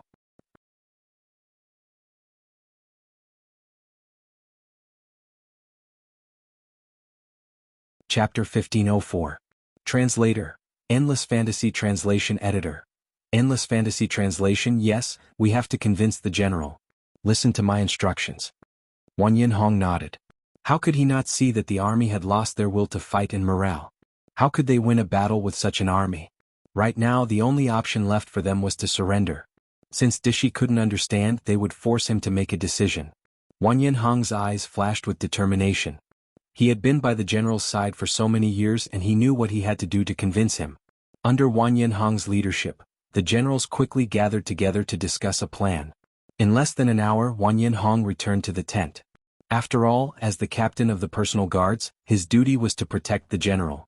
When Wang Yanhong entered the tent, he saw a scene that made him exasperated. This was because Dishi was already sound asleep and was even snoring. It was really unimaginable that the general could still sleep when the war was so tense. One had to admit that he had a big heart. This also proved that the general didn't have any intention of rebelling. It was also because of this that Wang Yinhong was firm in his decision. He turned and walked out of the tent. He nodded to the few Kiliarchs who were waiting outside. In half an hour we will act according to plan. Wang Yinhong's plan was to try his best to convince Dishi. If it really didn't work, then the only way was to mutiny. For the sake of his brothers and himself, he was willing to be the bad guy. After Wang Yinhong said this, he turned and went back into the tent. He laid down on the fur mat in the corner of the tent. That was originally a place for him to rest. Not long after he lay down, there was a sudden shout from outside the tent. The noise was not small, and it woke up Dishi, who was sleeping. What's going on? What's going on? Don't tell me the 5-star army is attacking overnight? Hearing Dishi's anxious shout, Wang Yinhong pretended to have just woken up and rubbed his eyes. He asked, "Who's making a racket outside?" Just following this voice, several figures walked into the tent. Upon closer inspection, they were none other than the Kiliarchs who had been waiting outside for news. All of a sudden these people squeezed into the tent, making it seem a little crowded. Dishi was also shocked by these figures. He instinctively reached for the scimitar beside the bed. Fortunately, Wang Yinhong stood out and blocked Dishi. He then looked at these Kiliarchs with a questioning expression and shouted, "What are you doing?" "Captain Wang Yin, don't panic. We are here to report the military situation." The leading Kiliarch knelt on the ground with a thud and said in a tearful voice, "Reporting to General, this lowly one has just spent a lot of money to obtain information from Yili Khan's army. Harsan Khan has already ordered us to take the lead and launch a counterattack against the 5-star army tomorrow morning, and then kill a way out for them. General, there is no need to mention the strength of the 5-star army. What is the difference between doing this and committing suicide? Harsan Khan is not our Kazakh great Khan. There is no need for us to make such sacrifices for him." "That's right. They don't even see us as humans. There is no need for us to work for them. General, please give the order. We will break out of the encirclement tonight. Even if we die, we will not serve Harsan Khan." The generals below all spoke one after another, expressing their strong dissatisfaction with Ili Khan Harsan Khan. When Dishi heard all of this, his face turned even redder. At this time, he had no time to distinguish whether this news was true or false. He thought of how Harsan Khan had cursed him during the day. He was already angry to begin with. He really wanted to ignore Harsan Khan and lead his troops to kill their way out. At that time, it would be lucky if they could charge out, but if they couldn't, then it would be his fate to die on the battlefield. However, his hesitant personality came into play at this time. Dishi still hesitated. He didn't want his soldiers to be wronged, but he also didn't want to become enemies with Harsan Khan. Therefore he didn't know what to do. Looking at this time, Dishi still didn't make a final decision. Wang Yinhong, who was at the side, decided to press on and force him to make a decision. He stepped forward and said, "General, I can understand your feelings. As a subject, as a general, we should listen to the orders of the monarch. But the problem is that we are not people of the Ili Khanate. If the 5-star army didn't appear, then our 2 Khanates would have fought at any time. Is it worth it for us to protect such a person with our lives? Moreover, whether or not we can protect Harsan Khan's life is another matter. However, we brothers will definitely die here. Please take into account that we have all followed the general for so many years and give us a way out." A way out? Dishi once again remembered what Wang Yinhong had said to him.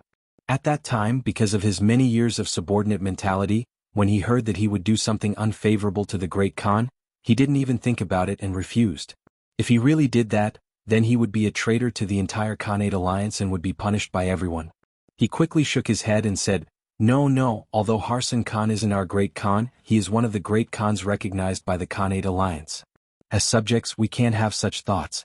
Generals, please don't say any more. Tomorrow morning, I will find Harsan Khan and make him give up on the idea of sending troops to take the lead." Dishi's words were completely self-deceiving. With his personality, how could he argue in front of Harsan Khan? Obviously he couldn't. This was just his words of comfort. It was because he didn't have the courage to make a choice and didn't have the courage to say no to his superiors that he had to lie to these Kiliarchs. This was a matter of the inheritance and education of the Khanate. In order for their rule to be passed down for 10,000 years or even longer, These great khans had instilled in their generals, soldiers, and people the idea of loyalty to the great khan. They let them know that the great khan was the chosen one and they could decide all life and death.